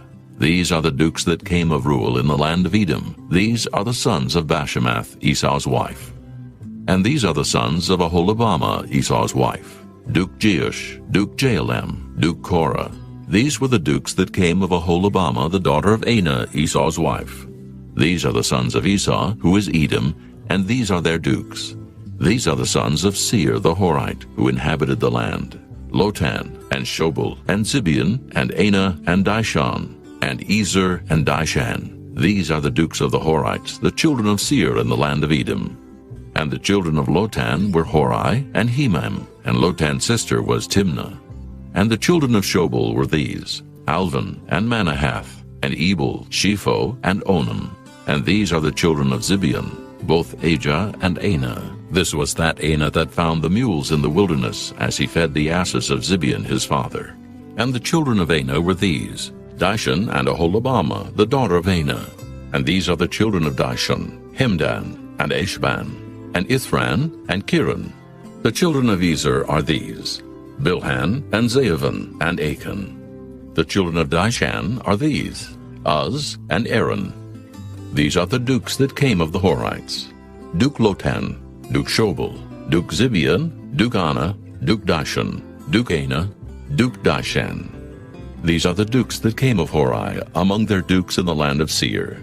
And these are the kings that reigned in the land of Edom before there reigned any king over the children of Israel. And Bela the son of Beor reigned in Edom, and the name of his city was Dinhabah. And Bela died, and Jobab the son of Zerah of Bozrah reigned in his stead. And Jobab died, and Husham of the land of Temani reigned in his stead. And Husham died, and Hadad the son of Bedad, who smote Midian in the field of Moab, reigned in his stead. And the name of his city was Avith. And Hadad died, and Samlah of Masrekah reigned in his stead. And Samlah died, and Saul of Rehoboth by the river reigned in his stead. And Saul died, and Baal-Hanan the son of Achbor reigned in his stead. And Baal-Hanan the son of Achbor died, and Hadar reigned in his stead. And the name of his city was Puh, and his wife's name was Mehetabel, the daughter of Matred, the daughter of Mezahab. And these are the names of the dukes that came of Esau, according to their families, after their places, by their names: Duke Timnah, Duke Alva, Duke Jetheth, Duke Aholibamah, Duke Elah, Duke Pinon, Duke Kenaz, Duke Teman, Duke Mibzar, Duke Magdiel, Duke Iram. These be the dukes of Edom, according to their habitations in the land of their possession. He is Esau, the father of the Edomites. Chapter 37. And Jacob dwelt in the land wherein his father was a stranger, in the land of Canaan. These are the generations of Jacob. Joseph, being 17 years old, was feeding the flock with his brethren, and the lad was with the sons of Bilhah, and with the sons of Zilpah his father's wives. And Joseph brought unto his father their evil report. Now Israel loved Joseph more than all his children, because he was the son of his old age, and he made him a coat of many colors. And when his brethren saw that their father loved him more than all his brethren, they hated him, and could not speak peaceably unto him. And Joseph dreamed a dream, and he told it his brethren, and they hated him yet the more. And he said unto them, Hear, I pray you, this dream which I have dreamed. For behold, we were binding sheaves in the field, and lo, my sheaf arose, and also stood upright. And behold, your sheaves stood round about, and made obeisance to my sheaf. And his brethren said unto him, Shalt thou indeed reign over us? Or shalt thou indeed have dominion over us? And they hated him yet the more for his dreams and for his words. And he dreamed yet another dream, and told it his brethren, and said, Behold, I have dreamed a dream more, and behold, the sun and the moon and the 11 stars made obeisance to me. And he told it to his father, and to his brethren, and his father rebuked him, and said unto him, What is this dream that thou hast dreamed? Shall I and thy mother and thy brethren indeed come to bow down ourselves to thee, to the earth? And his brethren envied him, but his father observed the saying. And his brethren went to feed their father's flock in Shechem. And Israel said unto Joseph, Do not thy brethren feed the flock in Shechem? Come, and I will send thee unto them. And he said to him, Here am I. And he said to him, Go, I pray thee, see whether it be well with thy brethren, and well with the flocks, and bring me word again. So he sent him out of the vale of Hebron, and he came to Shechem. And a certain man found him, and behold, he was wandering in the field. And the man asked him, saying, What seekest thou? And he said, I seek my brethren. Tell me, I pray thee, where they feed their flocks. And the man said, They are departed hence. For I heard them say, Let us go to Dothan. And Joseph went after his brethren, and found them in Dothan. And when they saw him afar off, even before he came near unto them, they conspired against him to slay him. And they said one to another, Behold, this dreamer cometh. Come now, therefore, and let us slay him, and cast him into some pit. And we will say, Some evil beast hath devoured him, and we shall see what will become of his dreams. And Reuben heard it, and he delivered him out of their hands, and said, Let us not kill him. And Reuben said unto them, Shed no blood, but cast him into this pit that is in the wilderness, and lay no hand upon him. That he might rid him out of their hands, to deliver him to his father again. And it came to pass, when Joseph was come unto his brethren, that they stripped Joseph out of his coat of many colors that was on him. And they took him and cast him into a pit, and the pit was empty, there was no water in it. And they sat down to eat bread. And they lifted up their eyes and looked, and behold, a company of Ishmaelites came from Gilead with their camels, bearing spicery and balm and myrrh, going to carry it down to Egypt. And Judah said unto his brethren, What profit is it if we slay our brother and conceal his blood?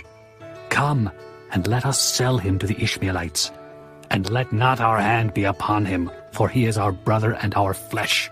And his brethren were content. Then there passed by Midianites, merchantmen, and they drew and lifted up Joseph out of the pit, and sold Joseph to the Ishmaelites for 20 pieces of silver, and they brought Joseph into Egypt. And Reuben returned unto the pit, and behold, Joseph was not in the pit, and he rent his clothes. And he returned unto his brethren, and said, The child is not, and I, whither shall I go? And they took Joseph's coat, and killed a kid of the goats, and dipped the coat in the blood. And they sent the coat of many colors, and they brought it to their father, and said, This have we found. Know now whether it be thy son's coat or no. And he knew it, and said, It is my son's coat. An evil beast hath devoured him. Joseph is without doubt rent in pieces. And Jacob rent his clothes, and put sackcloth upon his loins, and mourned for his son many days. And all his sons and all his daughters rose up to comfort him. But he refused to be comforted. And he said, For I will go down into the grave unto my son, mourning. Thus his father wept for him. And the Midianites sold him into Egypt unto Potiphar, an officer of Pharaoh's, and captain of the guard. Chapter 38. And it came to pass at that time that Judah went down from his brethren, and turned into a certain Adullamite, whose name was Hira. And Judah saw there a daughter of a certain Canaanite, whose name was Shua. And he took her, and went in unto her. And she conceived, and bare a son, and he called his name And she conceived again, and bare a son, and she called his name Onan. And she yet again conceived, and bare a son, and called his name Shelah, and he was at Chezib when she bare him. And Judah took a wife for his firstborn, whose name was Tamar. And Judah's firstborn, was wicked in the sight of the Lord, and the Lord slew him. And Judah said unto Onan, Go in unto thy brother's wife, and marry her, and raise up seed to thy brother. And Onan knew that the seed should not be his. And it came to pass, when he went in unto his brother's wife, that he spilled it on the ground, lest that he should give seed to his brother. And the thing which he did displeased the Lord, wherefore he slew him also. Then said Judah to Tamar his daughter-in-law, Remain a widow at thy father's house, till Shelah my son be grown. For he said, Lest peradventure he die also, as his brethren did. And Tamar went and dwelt in her father's house. And in process of time the daughter of Shua, Judah's wife, died. And Judah was comforted, and went up unto his sheep shearers to Timnath, he and his friend Hira the Adulamite. And it was told Tamar, saying, Behold, thy father-in-law goeth up to Timnath to shear his sheep. And she put her widow's garments off from her, and covered her with a veil, and wrapped herself, and sat in an open place which is by the way to Timnath. For she saw that Shelah was grown, and she was not given unto him to wife. When Judah saw her, he thought her to be an harlot, because she had covered her face. And he turned unto her by the way, and said, Go to, I pray thee, let me come in unto thee. For he knew not that she was his daughter-in-law. And she said, What wilt thou give me, that thou mayest come in unto me? And he said, I will send thee a kid from the flock. And she said, Wilt thou give me a pledge till thou send it? And he said, What pledge shall I give thee? And she said, Thy signet, and thy bracelets, and thy staff that is in thine hand. And he gave it her, and came in unto her, and she conceived by him. And she arose and went away, and laid by her veil from her, and put on the garments of her widowhood. And Judah sent the kid by the hand of his friend the Adulamite, to receive his pledge from the woman's hand. But he found her not. Then he asked the men of that place, saying, Where is the harlot that was openly by the wayside? And they said, There was no harlot in this place. And he returned to Judah and said, I cannot find her. And also the men of the place said that there was no harlot in this place. And Judah said, Let her take it to her, lest we be shamed. Behold, I sent this kid, and thou hast not found her. And it came to pass about 3 months after, that it was told Judah, saying, Tamar thy daughter-in-law hath played the harlot, and also, behold, she is with child by whoredom. And Judah said, Bring her forth, and let her be burnt. When she was brought forth, she sent to her father-in-law, saying, By the man whose these are am I with child. And she said, Discern, I pray thee, whose are these, the signet and bracelets and staff? And Judah acknowledged them, and said, She hath been more righteous than I, because that I gave her not to Shelah my son. And he knew her again no more. And it came to pass in the time of her travail, that, behold, twins were in her womb. And it came to pass when she travailed, that the one put out his hand, and the midwife took and bound upon his hand a scarlet thread, saying, This came out first. And it came to pass, as he drew back his hand, that, behold, his brother came out. And she said, How hast thou broken forth? This breach be upon thee. Therefore his name was called Pharez. And afterward came out his brother, that had the scarlet thread upon his hand, and his name was called Zerah. Chapter 39. And Joseph was brought down to Egypt, and Potiphar, an officer of Pharaoh, captain of the guard, an Egyptian, bought him of the hands of the Ishmaelites, which had brought him down thither. And the Lord was with Joseph, and he was a prosperous man, and he was in the house of his master the Egyptian. And his master saw that the Lord was with him, and that the Lord made all that he did to prosper in his hand. And Joseph found grace in his sight, and he served him. And he made him overseer over his house, and all that he had he put into his hand. And it came to pass from the time that he had made him overseer in his house, and over all that he had, that the Lord blessed the Egyptian's house for Joseph's sake. And the blessing of the Lord was upon all that he had in the house and in the field. And he left all that he had in Joseph's hand, and he knew not aught he had, save the bread which he did eat. And Joseph was a goodly person, and well favored. And it came to pass after these things, that his master's wife cast her eyes upon Joseph, and she said, Lie with me. But he refused, and said unto his master's wife, Behold, my master wotteth not what is with me in the house, and he hath committed all that he hath to my hand. There is none greater in this house than I, neither hath he kept back anything from me but thee, because thou art his wife. How then can I do this great wickedness and sin against God? And it came to pass, as she spake to Joseph day by day, that he hearkened not unto her to lie by her, or to be with her. And it came to pass about this time, that Joseph went into the house to do his business, and there was none of the men of the house there within. And she caught him by his garment, saying, Lie with me. And he left his garment in her hand, and fled, and got him out. And it came to pass, when she saw that he had left his garment in her hand, and was fled forth, that she called unto the men of her house, and spake unto them, saying, See, he hath brought in an Hebrew unto us to mock us. He came in unto me to lie with me, and I cried with a loud voice. And it came to pass, when he heard that I lifted up my voice and cried, that he left his garment with me, and fled, and got him out. And she laid up his garment by her until his lord came home. And she spake unto him according to these words, saying, The Hebrew servant which thou hast brought unto us came in unto me to mock me. And it came to pass, as I lifted up my voice and cried, that he left his garment with me and fled out. And it came to pass, when his master heard the words of his wife, which she spake unto him, saying, After this manner did thy servant to me, that his wrath was kindled. And Joseph's master took him, and put him into the prison, a place where the king's prisoners were bound, and he was there in the prison. But the Lord was with Joseph, and showed him mercy, and gave him favor in the sight of the keeper of the prison. And the keeper of the prison committed to Joseph's hand all the prisoners that were in the prison, and whatsoever they did there, he was the doer of it. The keeper of the prison looked not to anything that was under his hand, because the Lord was with him, and that which he did, the Lord made it to prosper. Chapter 40. And it came to pass after these things, that the butler of the king of Egypt and his baker had offended their lord the king of Egypt. And Pharaoh was wroth against two of his officers, against the chief of the butlers, and against the chief of the bakers. And he put them in ward in the house of the captain of the guard into the prison, the place where Joseph was bound. And the captain of the guard charged Joseph with them, and he served them.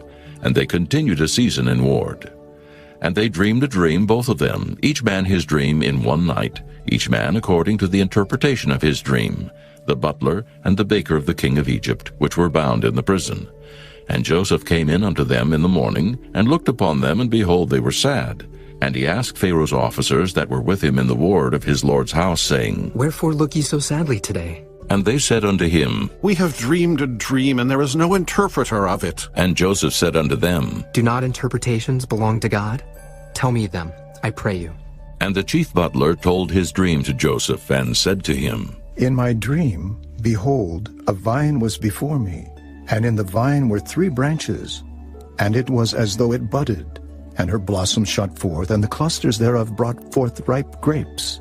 And Pharaoh's cup was in my hand, and I took the grapes and pressed them into Pharaoh's cup, and I gave the cup into Pharaoh's hand. And Joseph said unto him, This is the interpretation of it. The 3 branches are 3 days.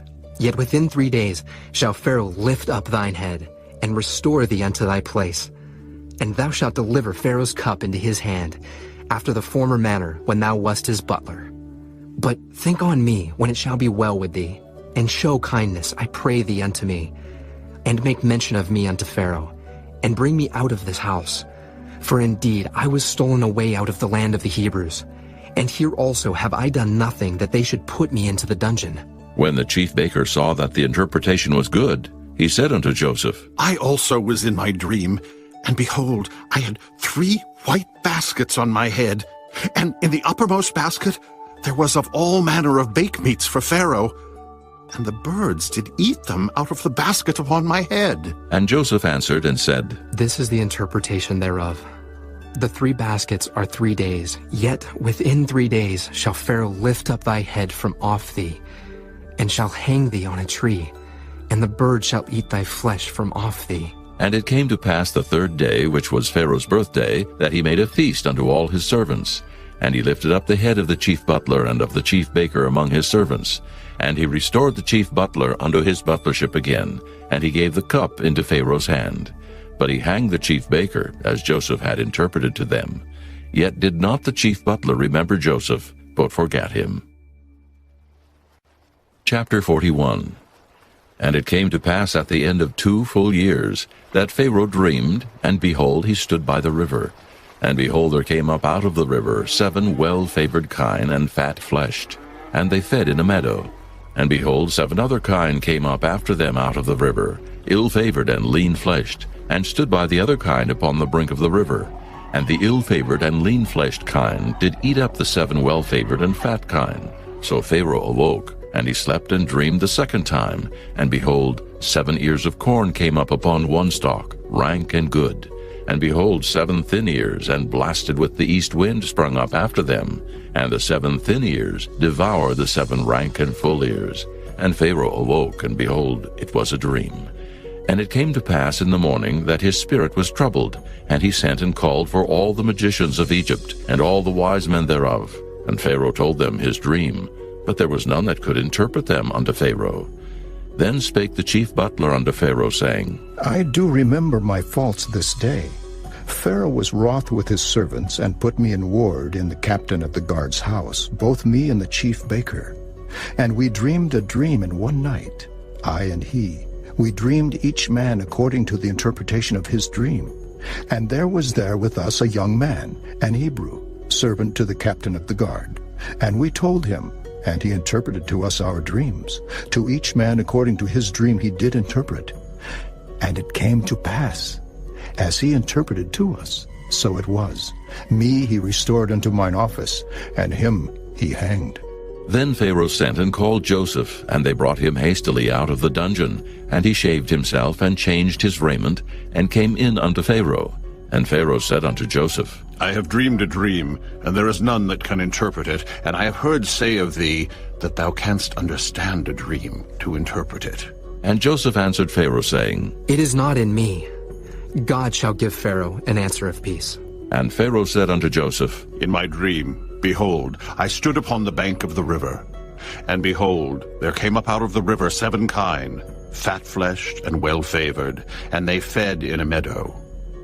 And behold, 7 other kine came up after them, poor and very ill-favored and lean-fleshed, such as I never saw in all the land of Egypt for badness. And the lean and the ill-favored kine did eat up the first 7 fat kine.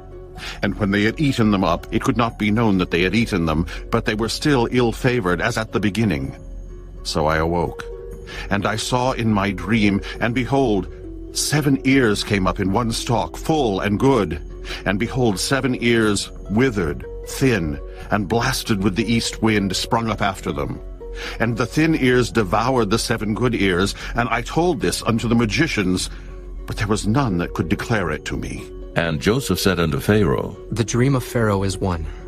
God hath showed Pharaoh what he is about to do. The 7 good kine are 7 years, and the 7 good ears are 7 years. The dream is one. And the 7 thin and ill-favored kine that came up after them are 7 years. And the 7 empty ears blasted with the east wind shall be 7 years of famine. This is the thing which I have spoken unto Pharaoh. What God is about to do he showeth unto Pharaoh. Behold, there come 7 years of great plenty throughout all the land of Egypt. And there shall arise after them 7 years of famine. And all the plenty shall be forgotten in the land of Egypt. And the famine shall consume the land. And the plenty shall not be known in the land by reason of that famine following. For it shall be very grievous. And for that the dream was doubled unto Pharaoh twice. It is because the thing is established by God, and God will shortly bring it to pass. Now, therefore, let Pharaoh look out, a man discreet and wise, and set him over the land of Egypt. Let Pharaoh do this, and let him appoint officers over the land, and take up the 5th part of the land of Egypt in the 7 plenteous years. And let them gather all the fruit of those good years that come, and lay up corn under the hand of Pharaoh. And let them keep food in the cities. And that food shall be for store to the land against the 7 years of famine, which shall be in the land of Egypt, that the land perish not through the famine. And the thing was good in the eyes of Pharaoh, and in the eyes of all his servants. And Pharaoh said unto his servants, Can we find such a one as this is, a man in whom the Spirit of God is? And Pharaoh said unto Joseph, For as much as God hath showed thee all this, there is none so discreet and wise as thou art. Thou shalt be over my house, and according unto thy word shall all my people be ruled. Only in the throne will I be greater than thou. And Pharaoh said unto Joseph, See, I have set thee over all the land of Egypt. And Pharaoh took off his ring from his hand, and put it upon Joseph's hand, and arrayed him in vestures of fine linen, and put a gold chain about his neck. And he made him to ride in the second chariot which he had. And they cried before him, Bow the knee. And he made him ruler over all the land of Egypt. And Pharaoh said unto Joseph, I am Pharaoh, and without thee shall no man lift up his hand or foot in all the land of Egypt. And Pharaoh called Joseph's name Zaphanath-Paneah, and he gave him to wife Asenath, the daughter of Potipherah, priest of On. And Joseph went out over all the land of Egypt. And Joseph was 30 years old when he stood before Pharaoh king of Egypt. And Joseph went out from the presence of Pharaoh, and went throughout all the land of Egypt. And in the 7 plenteous years the earth brought forth by handfuls. And he gathered up all the food of the 7 years which were in the land of Egypt, and laid up the food in the cities. The food of the field which was round about every city laid he up in the same. And Joseph gathered corn as the sand of the sea, very much, until he left numbering, for it was without number. And unto Joseph were born 2 sons before the years of famine came, which Asenath, the daughter of Potipherah, priest of On, bare unto him. And Joseph called the name of the firstborn Manasseh. For God, said he, hath made me forget all my toil, and all my father's house. And the name of the second called he Ephraim. For God hath caused me to be fruitful in the land of my affliction. And the 7 years of plenteousness that was in the land of Egypt were ended. And the 7 years of dearth began to come, according as Joseph had said. And the dearth was in all lands, but in all the land of Egypt there was bread. And when all the land of Egypt was famished, the people cried to Pharaoh for bread. And Pharaoh said unto all the Egyptians, Go unto Joseph, what he saith to you, do. And the famine was over all the face of the earth. And Joseph opened all the storehouses, and sold unto the Egyptians. And the famine waxed sore in the land of Egypt. And all countries came into Egypt to Joseph for to buy corn, because that the famine was so sore in all lands. Chapter 42. Now when Jacob saw that there was corn in Egypt, Jacob said unto his sons, Why do ye look one upon another? And he said, Behold, I have heard that there is corn in Egypt. Get you down thither, and buy for us from thence, that we may live, and not die. And Joseph's 10 brethren went down to buy corn in Egypt. But Benjamin, Joseph's brother, Jacob sent not with his brethren, for he said, Lest peradventure mischief befall him. And the sons of Israel came to buy corn among those that came, for the famine was in the land of Canaan. And Joseph was the governor over the land, and he it was that sold to all the people of the land. And Joseph's brethren came and bowed down themselves before him with their faces to the earth. And Joseph saw his brethren, and he knew them, but made himself strange unto them, and spake roughly unto them. And he said unto them, Whence come ye? And they said, From the land of Canaan to buy food. And Joseph knew his brethren, but they knew not him. And Joseph remembered the dreams which he dreamed of them, and said unto them, Ye are spies, to see the nakedness of the land ye are come. And they said unto him, Nay, my lord, but to buy food are thy servants come.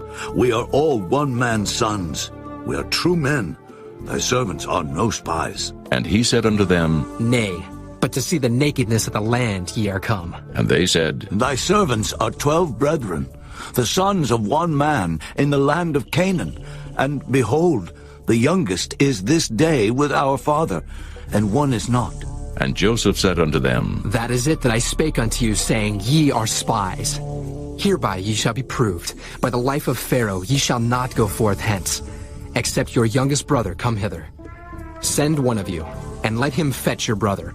And ye shall be kept in prison, that your words may be proved whether there be any truth in you. Or else, by the life of Pharaoh, surely ye are spies. And he put them all together into ward 3 days. And Joseph said unto them the 3rd day, This do and live, for I fear God. If ye be true men, let one of your brethren be bound in the house of your prison. Go ye, carry corn for the famine of your houses. But bring your youngest brother unto me. So shall your words be verified, and ye shall not die. And they did so.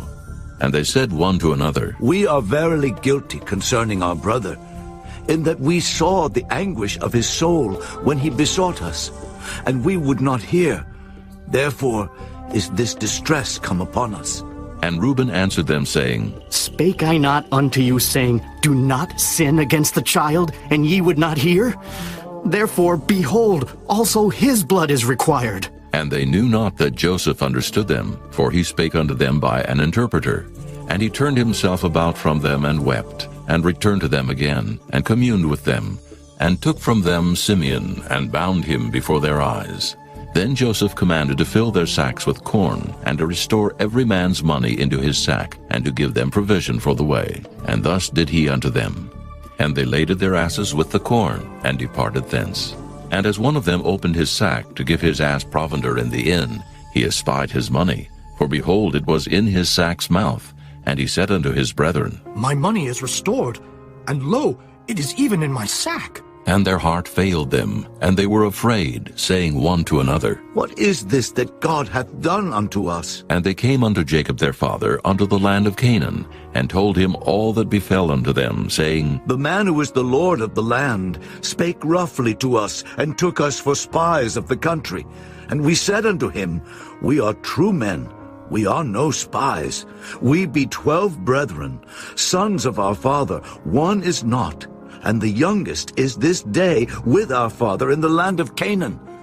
And the man, the Lord of the country, said unto us, Hereby shall I know that ye are true men. Leave one of your brethren here with me, and take food for the famine of your households, and be gone. And bring your youngest brother unto me. Then shall I know that ye are no spies, but that ye are true men. So will I deliver you your brother, and ye shall traffic in the land. And it came to pass, as they emptied their sacks, that behold, every man's bundle of money was in his sack. And when both they and their father saw the bundles of money, they were afraid. And Jacob their father said unto them, Me have ye bereaved of my children. Joseph is not, and Simeon is not, and ye will take Benjamin away. All these things are against me. And Reuben spake unto his father, saying, Slay my 2 sons, if I bring him not to thee.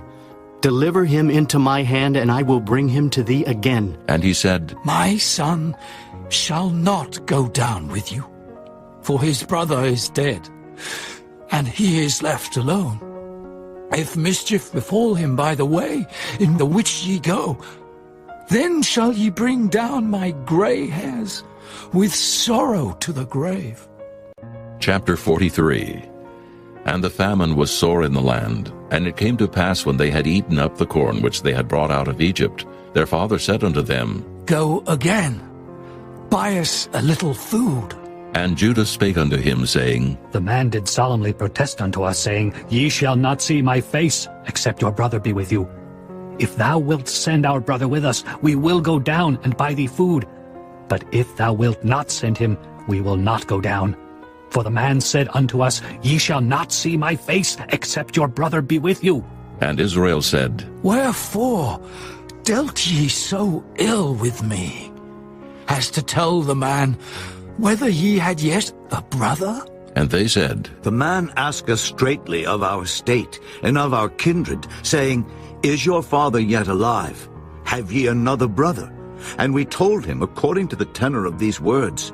Could we certainly know that he would say, Bring your brother down? And Judah said unto Israel his father, Send the lad with me, and we will arise and go, that we may live and not die, both we and thou, and also our little ones. I will be surety for him. Of my hand shalt thou require him. If I bring him not unto thee, and set him before thee, then let me bear the blame forever. For except we had lingered, surely now we had returned this second time. And their father Israel said unto them, If it must be so now, do this. Take of the best fruits in the land in your vessels, and carry down the man a present, a little balm, and a little honey, spices, and myrrh, nuts, and almonds. And take double money in your hand, and the money that was brought again in the mouth of your sacks. Carry it again in your hand. Peradventure it was an oversight. Take also your brother, and arise, go again unto the man. And God Almighty give you mercy before the man, that he may send away your other brother and Benjamin. If I be bereaved of my children, I am bereaved. And the men took that present, and they took double money in their hand, and Benjamin, and rose up and went down to Egypt, and stood before Joseph. And when Joseph saw Benjamin with them, he said to the ruler of his house, Bring these men home, and slay, and make ready, for these men shall dine with me at noon.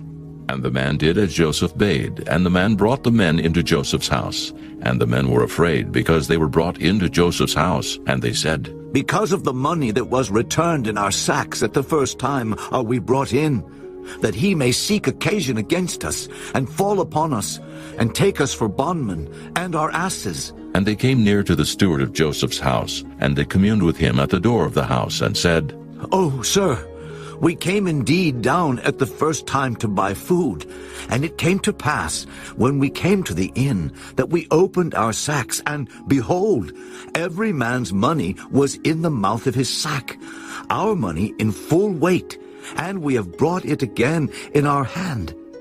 And other money have we brought down in our hands to buy food. We cannot tell who put our money in our sacks. And he said, Peace be to you, fear not. Your God and the God of your father hath given you treasure in your sacks. I had your money.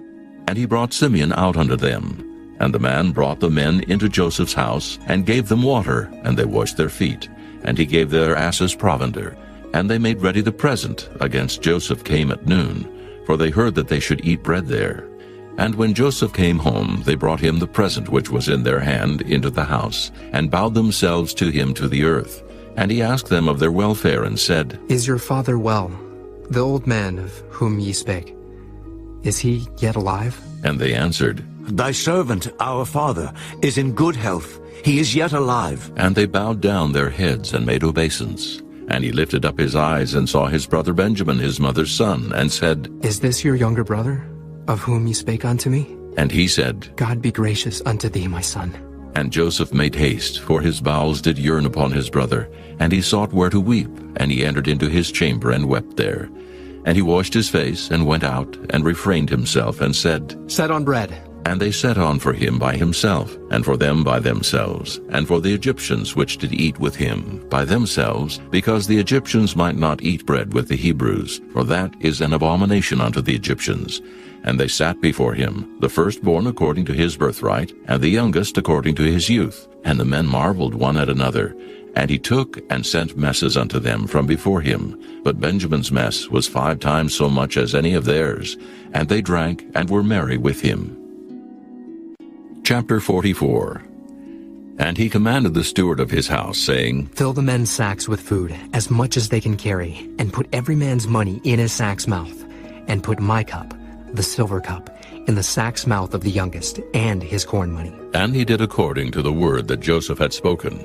As soon as the morning was light, the men were sent away, they and their asses. And when they were gone out of the city, and not yet far off, Joseph said unto his steward, Up, follow after the men, and when thou dost overtake them, say unto them, Wherefore have ye rewarded evil for good? Is not this it in which my Lord drinketh, and whereby indeed he divineth?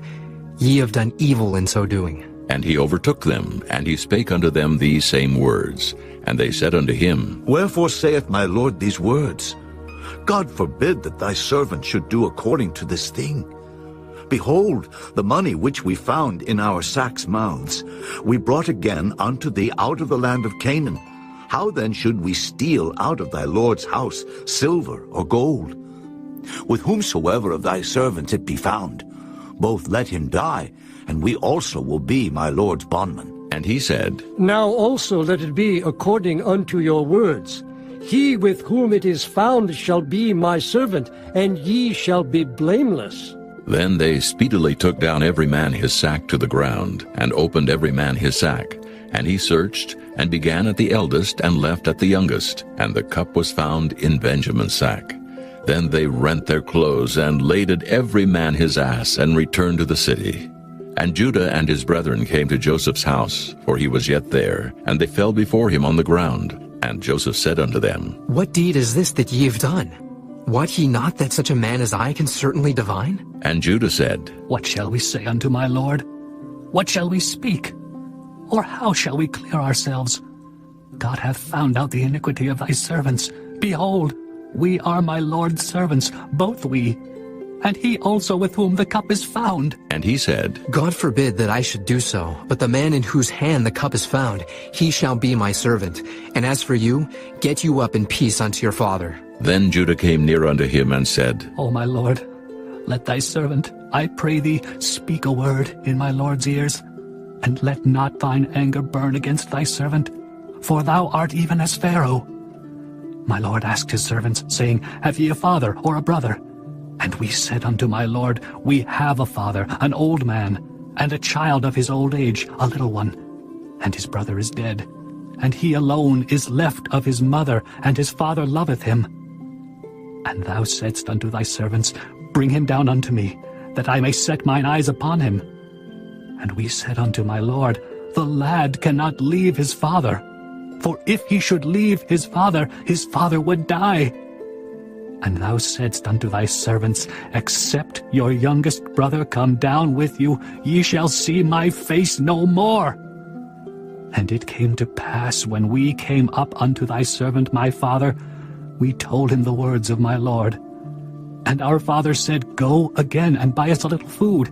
And we said, We cannot go down. If our youngest brother be with us, then will we go down.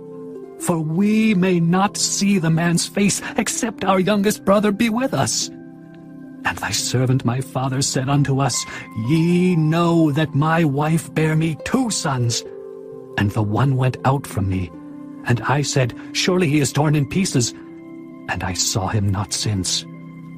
And if ye take this also from me, and mischief befall him, ye shall bring down my gray hairs with sorrow to the grave. Now therefore, when I come to thy servant my father, and the lad be not with us, seeing that his life is bound up in the lad's life, it shall come to pass, when he seeth that the lad is not with us, that he will die. And thy servants shall bring down the gray hairs of thy servant our father with sorrow to the grave. For thy servant became surety for the lad unto my father, saying, If I bring him not unto thee, then I shall bear the blame to my father forever. Now therefore, I pray thee, let thy servant abide instead of the lad a bondman to my lord, and let the lad go up with his brethren.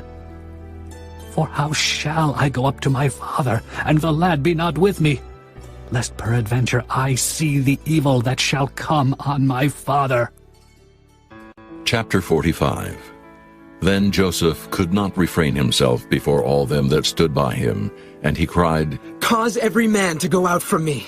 And there stood no man with him while Joseph made himself known unto his brethren. And he wept aloud, and the Egyptians and the house of Pharaoh heard.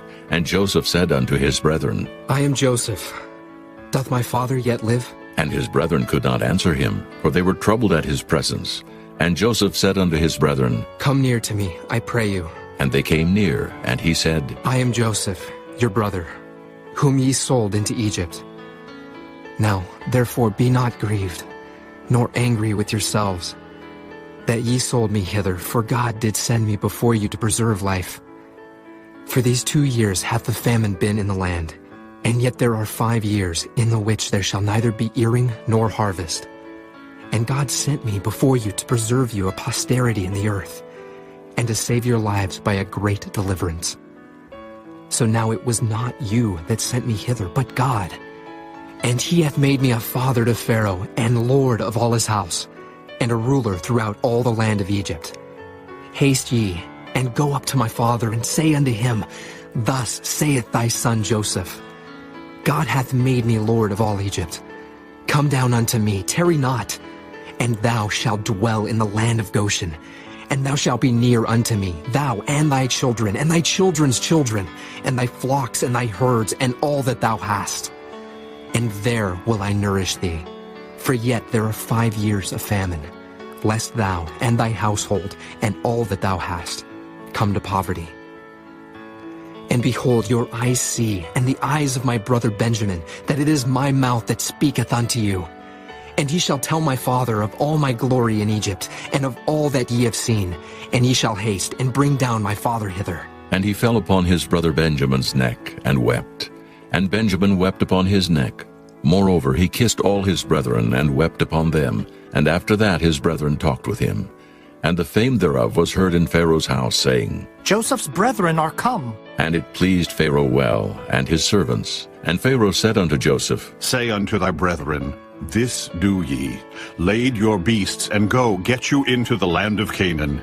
And take your father and your households, and come unto me. And I will give you the good of the land of Egypt. And ye shall eat the fat of the land.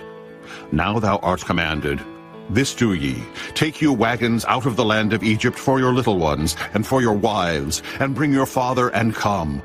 Also regard not your stuff, for the good of all the land of Egypt is yours. And the children of Israel did so. And Joseph gave them wagons according to the commandment of Pharaoh, and gave them provision for the way. To all of them he gave each man changes of raiment. But to Benjamin he gave 300 pieces of silver, and 5 changes of raiment. And to his father he sent after this manner 10 asses laden with the good things of Egypt, and 10 she-asses laden with corn and bread and meat for his father by the way. So he sent his brethren away, and they departed, and he said unto them, See that ye fall not out by the way. And they went up out of Egypt, and came into the land of Canaan unto Jacob their father, and told him, saying, Joseph is yet alive, and he is governor over all the land of Egypt. And Jacob's heart fainted, for he believed them not. And they told him all the words of Joseph which he had said unto them. And when he saw the wagons which Joseph had sent to carry him, the spirit of Jacob their father revived.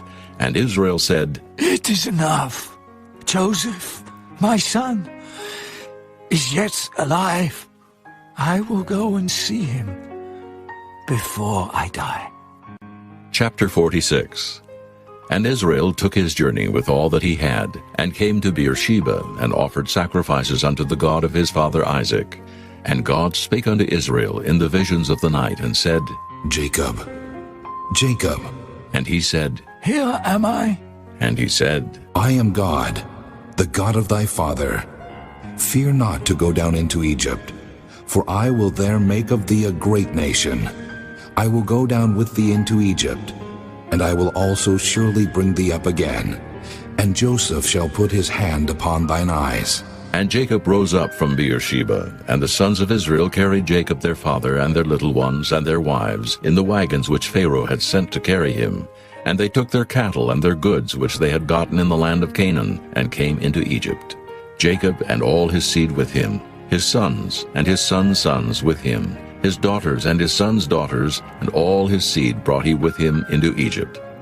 And these are the names of the children of Israel which came into Egypt: Jacob and his sons, Reuben, Jacob's firstborn, and the sons of Reuben, Hanok, and Phalu, and Hezron, and Carmi, and the sons of Simeon, Jemuel, and Janaan, and Odad, and Jachin, and Zohar, and Shaul, the son of a Canaanitish woman, and the sons of Levi, Gershon, Kohath, and Merari, and the sons of Judah, and Onan, and Shelah, and Pharez, and Zerah. But and Onan died in the land of Canaan. And the sons of Pharez were Hezron, and Hamul, and the sons of Issachar, Tola, and Phuvah, and Job, and Shimron. And the sons of Zebulun, Sirid, and Elon, and Jaleel. These be the sons of Leah, which she bare unto Jacob in Padan Aram, with his daughter Dinah. All the souls of his sons and his daughters were 33. And the sons of Gad, Ziphion, and Hagi, Shunai, and Esbon, Eri, and Eradai, and Areli.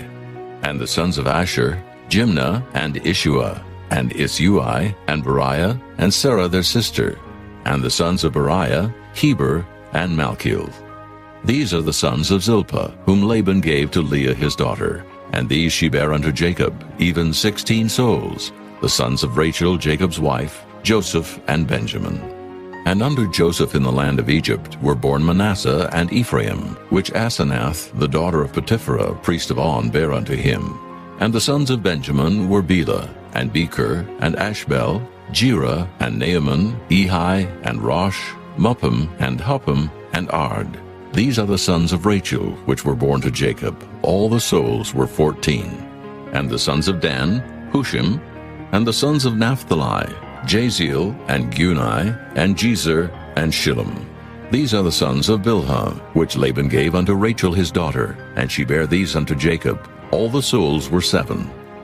All the souls that came with Jacob into Egypt, which came out of his loins, besides Jacob's sons' wives, all the souls were 66. And the sons of Joseph, which were born him in Egypt, were 2 souls.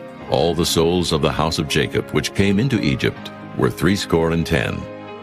And he sent Judah before him unto Joseph, to direct his face unto Goshen. And they came into the land of Goshen, and Joseph made ready his chariot, and went up to meet Israel his father to Goshen, and presented himself unto him. And he fell on his neck, and wept on his neck a good while. And Israel said unto Joseph, Now let me die, since I have seen thy face, because thou art yet alive. And Joseph said unto his brethren, and unto his father's house, I will go up, and show Pharaoh, and say unto him, My brethren and my father's house, which were in the land of Canaan, are come unto me. And the men are shepherds, for their trade hath been to feed cattle, and they have brought their flocks, and their herds, and all that they have. And it shall come to pass, when Pharaoh shall call you, and shall say, What is your occupation? That ye shall say, Thy servant's trade hath been about cattle from our youth, even until now, both we and also our fathers, that ye may dwell in the land of Goshen, for every shepherd is an abomination unto the Egyptians. Chapter 47. Then Joseph came and told Pharaoh and said, My father and my brethren, and their flocks and their herds, and all that they have, are come out of the land of Canaan, and, behold, they are in the land of Goshen. And he took some of his brethren, even 5 men, and presented them unto Pharaoh. And Pharaoh said unto his brethren, What is your occupation? And they said unto Pharaoh, Thy servants are shepherds, both we and also our fathers. They said moreover unto Pharaoh, For to sojourn in the land are we come, for thy servants have no pasture for their flocks, for the famine is sore in the land of Canaan. Now therefore, we pray thee, let thy servants dwell in the land of Goshen. And Pharaoh spake unto Joseph, saying, Thy father and thy brethren are come unto thee. The land of Egypt is before thee. In the best of the land make thy father and brethren to dwell. In the land of Goshen let them dwell, and if thou knowest any men of activity among them, then make them rulers over my cattle. And Joseph brought in Jacob his father, and set him before Pharaoh. And Jacob blessed Pharaoh. And Pharaoh said unto Jacob, How old art thou? And Jacob said unto Pharaoh, The days of the years of my pilgrimage are 130 years.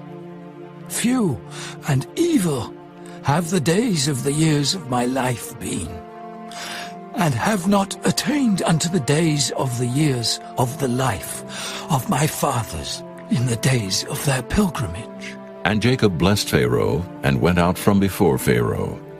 And Joseph placed his father and his brethren, and gave them a possession in the land of Egypt, in the best of the land, in the land of Ramesses, as Pharaoh had commanded.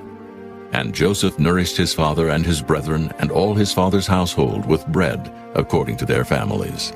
And there was no bread in all the land, for the famine was very sore, so that the land of Egypt and all the land of Canaan fainted by reason of the famine. And Joseph gathered up all the money that was found in the land of Egypt and in the land of Canaan for the corn which they bought. And Joseph brought the money into Pharaoh's house. And when money failed in the land of Egypt and in the land of Canaan, all the Egyptians came unto Joseph and said, Give us bread, for why should we die in thy presence? For the money faileth. And Joseph said, Give your cattle, and I will give you for your cattle, if money fail. And they brought their cattle unto Joseph. And Joseph gave them bread in exchange for horses, and for the flocks, and for the cattle of the herds, and for the asses. And he fed them with bread for all their cattle for that year. When that year was ended, they came unto him the second year, and said unto him, We will not hide it from my lord, how that our money is spent. My lord also hath our herds of cattle. There is not aught left in the sight of my lord, but our bodies and our lands. Wherefore shall we die before thine eyes, both we and our land? Buy us and our land for bread, and we and our land will be servants unto Pharaoh. And give us seed, that we may live and not die, that the land be not desolate. And Joseph bought all the land of Egypt for Pharaoh, for the Egyptians sold every man his field, because the famine prevailed over them. So the land became Pharaoh's. And as for the people, he removed them to cities from one end of the borders of Egypt even to the other end thereof. Only the land of the priests bought he not, for the priests had a portion assigned them of Pharaoh, and did eat their portion which Pharaoh gave them. Wherefore they sold not their lands. Then Joseph said unto the people, Behold, I have bought you this day and your land for Pharaoh. Lo, here is seed for you, and ye shall sow the land. And it shall come to pass in the increase, that ye shall give the 5th part unto Pharaoh, and 4 parts shall be your own, for seed of the field, and for your food, and for them of your households, and for food for your little ones. And they said, Thou hast saved our lives. Let us find grace in the sight of my lord, and we will be Pharaoh's servants. And Joseph made it a law over the land of Egypt unto this day, that Pharaoh should have the 5th part, except the land of the priests only, which became not Pharaoh's. And Israel dwelt in the land of Egypt in the country of Goshen, and they had possessions therein, and grew and multiplied exceedingly.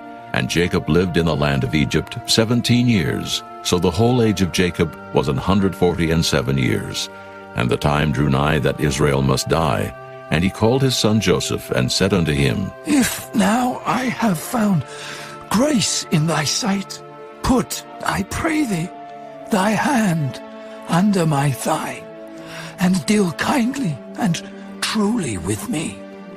Bury me not, I pray thee, in Egypt, but I will lie with my fathers, and thou shalt carry me out of Egypt, and bury me in their burying place.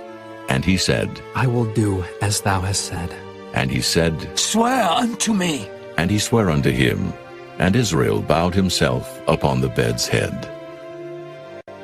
Chapter 48.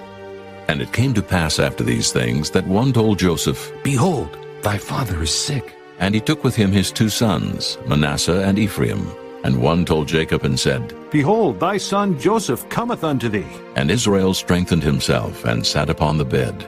And Jacob said unto Joseph, God Almighty appeared unto me at Luz in the land of Canaan, and blessed me, and said unto me, Behold, I will make thee fruitful, and multiply thee. And I will make of thee a multitude of people, and will give this land to thy seed after thee, for an everlasting possession. And now thy 2 sons, Ephraim and Manasseh, which were born unto thee in the land of Egypt, before I came unto thee into Egypt, are mine. As Reuben and Simeon, they shall be mine.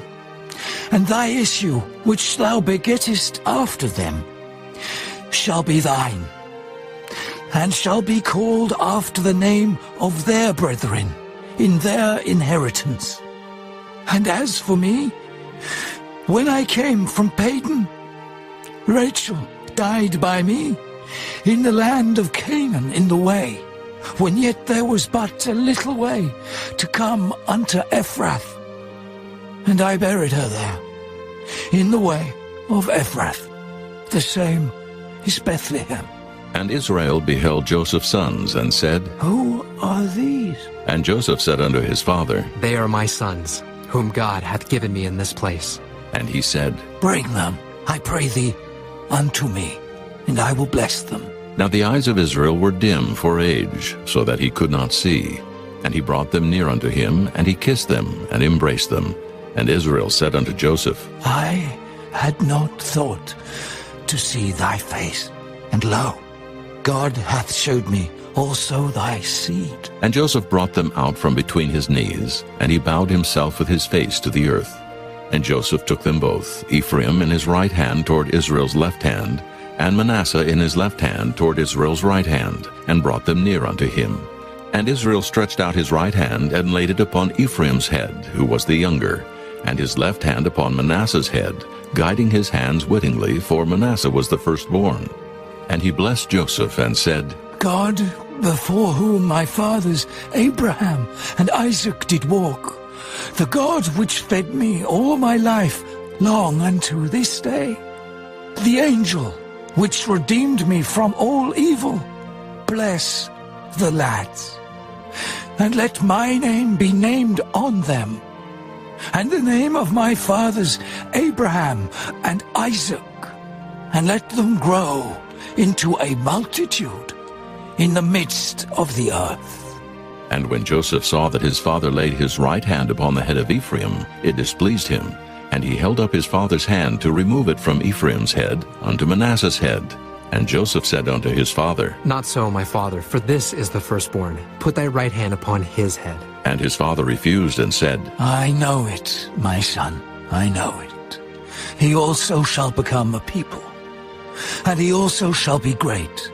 But truly, his younger brother shall be greater than he, and his seed shall become a multitude of nations. And he blessed them that day, saying, In thee shall Israel bless, saying, God make thee as Ephraim and as Manasseh. And he set Ephraim before Manasseh. And Israel said unto Joseph, Behold, I die, but God shall be with you, and bring you again unto the land of your fathers. Moreover, I have given to thee one portion above thy brethren, which I took out of the hand of the Amorite with my sword and with my bow. Chapter 49. And Jacob called unto his sons, and said, Gather yourselves together, that I may tell you that which shall befall you in the last days. Gather yourselves together, and hear, ye sons of Jacob, and hearken unto Israel your father. Reuben, thou art my firstborn, my might, and the beginning of my strength, the excellency of dignity, and the excellency of power. Unstable as water, thou shalt not excel. Because thou wentest up to thy father's bed, then defiledst thou it. He went up to my couch. Simeon and Levi are brethren. Instruments of cruelty are in their habitations. O my soul, come not thou into their secret. Unto their assembly, mine honor, be not thou united. For in their anger they slew a man, and in their self-will they dig down a wall. Cursed be their anger, for it was fierce, and their wrath, for it was cruel. I will divide them in Jacob, and scatter them in Israel. Judah, thou art he whom thy brethren shall praise. Thy hand shall be in the neck of thine enemies. Thy father's children shall bow down before thee. Judah is a lion's whelp. From the prey, my son, thou art gone up. He stooped down. He couched as a lion. And as an old lion, who shall rouse him up? The scepter shall not depart from Judah, nor a lawgiver from between his feet, until Shiloh come. And unto him shall the gathering of the people be, binding his foal unto the vine, and his ass's colt unto the choice vine. He washed his garments in wine, and his clothes in the blood of grapes. His eyes shall be red with wine, and his teeth white with milk. Zebulun shall dwell at the haven of the sea, and he shall be for an haven of ships, and his border shall be unto Zidon. Issachar is a strong ass couching down between two burdens. And he saw that rest was good, and the land that it was pleasant, and bowed his shoulder to bear, and became a servant unto tribute. Dan shall judge his people, as one of the tribes of Israel. Dan shall be a serpent by the way, an adder in the path, that biteth the horse heels, so that his rider shall fall backward. I have waited for thy salvation, O Lord.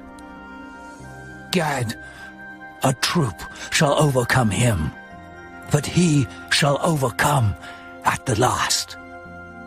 Out of Asher his bread shall be fat, and he shall yield royal dainties.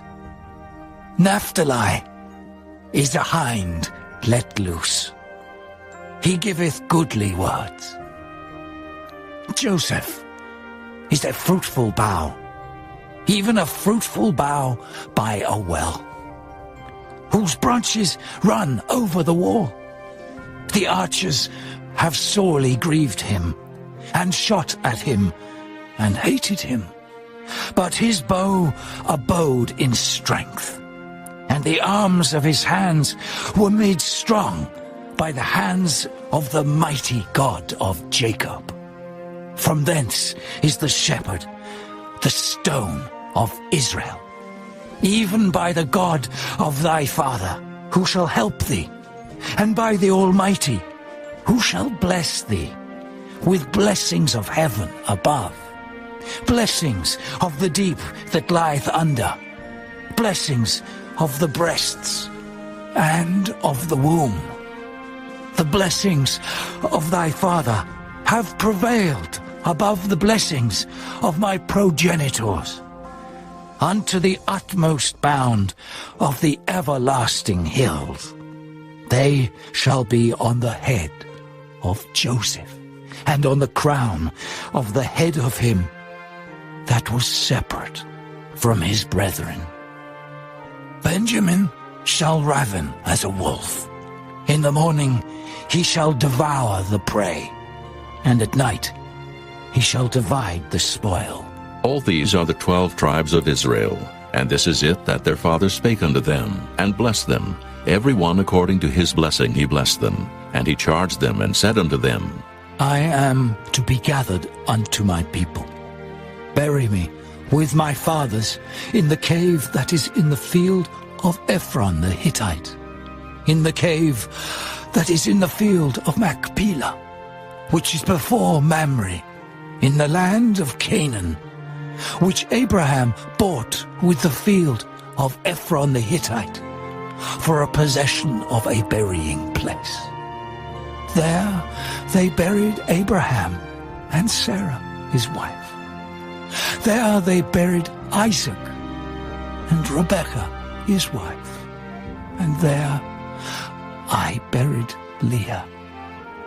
The purchase of the field and of the cave that is therein was from the children of Heth. And when Jacob had made an end of commanding his sons, he gathered up his feet into the bed, and yielded up the ghost, and was gathered unto his people. Chapter 50. And Joseph fell upon his father's face, and wept upon him, and kissed him. And Joseph commanded his servants, the physicians, to embalm his father. And the physicians embalmed Israel. And 40 days were fulfilled for him, for so are fulfilled the days of those which are embalmed. And the Egyptians mourned for him 60 days. And when the days of his mourning were past, Joseph spake unto the house of Pharaoh, saying, If now I have found grace in your eyes, speak, I pray you, in the ears of Pharaoh, saying, My father made me swear, saying, Lo, I die in my grave which I have digged for me in the land of Canaan. There shalt thou bury me. Now therefore let me go up, I pray thee, and bury my father, and I will come again. And Pharaoh said, Go up and bury thy father, according as he made thee swear. And Joseph went up to bury his father, and with him went up all the servants of Pharaoh, the elders of his house, and all the elders of the land of Egypt, and all the house of Joseph and his brethren and his father's house. Only their little ones and their flocks and their herds they left in the land of Goshen. And there went up with him both chariots and horsemen, and it was a very great company. And they came to the threshing floor of Atad, which is beyond Jordan, and there they mourned with a great and very sore lamentation. And he made a mourning for his father 7 days. And when the inhabitants of the land, the Canaanites, saw the mourning in the floor of Atad, they said, This is a grievous mourning to the Egyptians. Wherefore the name of it was called Abel Mizraim, which is beyond Jordan. And his sons did unto him according as he commanded them. For his sons carried him into the land of Canaan, and buried him in the cave of the field of Machpelah, which Abraham bought with the field for a possession of the burying place of Ephron the Hittite, before Mamre. And Joseph returned into Egypt, he and his brethren, and all that went up with him to bury his father, after he had buried his father. And when Joseph's brethren saw that their father was dead, they said, Joseph will peradventure hate us, and will certainly requite us all the evil which we did unto him. And they sent a messenger unto Joseph, saying, Thy father did command before he died, saying, So shall ye say unto Joseph, Forgive, I pray thee now, the trespass of thy brethren, and their sin, for they did unto thee evil. And now, we pray thee, forgive the trespass of the servants of the God of thy father. And Joseph wept when they spake unto him. And his brethren also went and fell down before his face, and they said, Behold, we be thy servants. And Joseph said unto them, Fear not, for am I in the place of God? But as for you, ye thought evil against me. But God meant it unto good, to bring to pass as it is this day, to save much people alive. Now therefore fear ye not, I will nourish you, and your little ones. And he comforted them, and spake kindly unto them. And Joseph dwelt in Egypt, he and his father's house. And Joseph lived 110 years. And Joseph saw Ephraim's children of the 3rd generation. The children also of Machir the son of Manasseh were brought up upon Joseph's knees. And Joseph said unto his brethren, I die, and God will surely visit you, and bring you out of this land unto the land which he sware to Abraham, to Isaac, and to Jacob. And Joseph took an oath of the children of Israel, saying, God will surely visit you, and ye shall carry up my bones from hence. So Joseph died, being 110 years old, and they embalmed him, and he was put in a coffin in Egypt.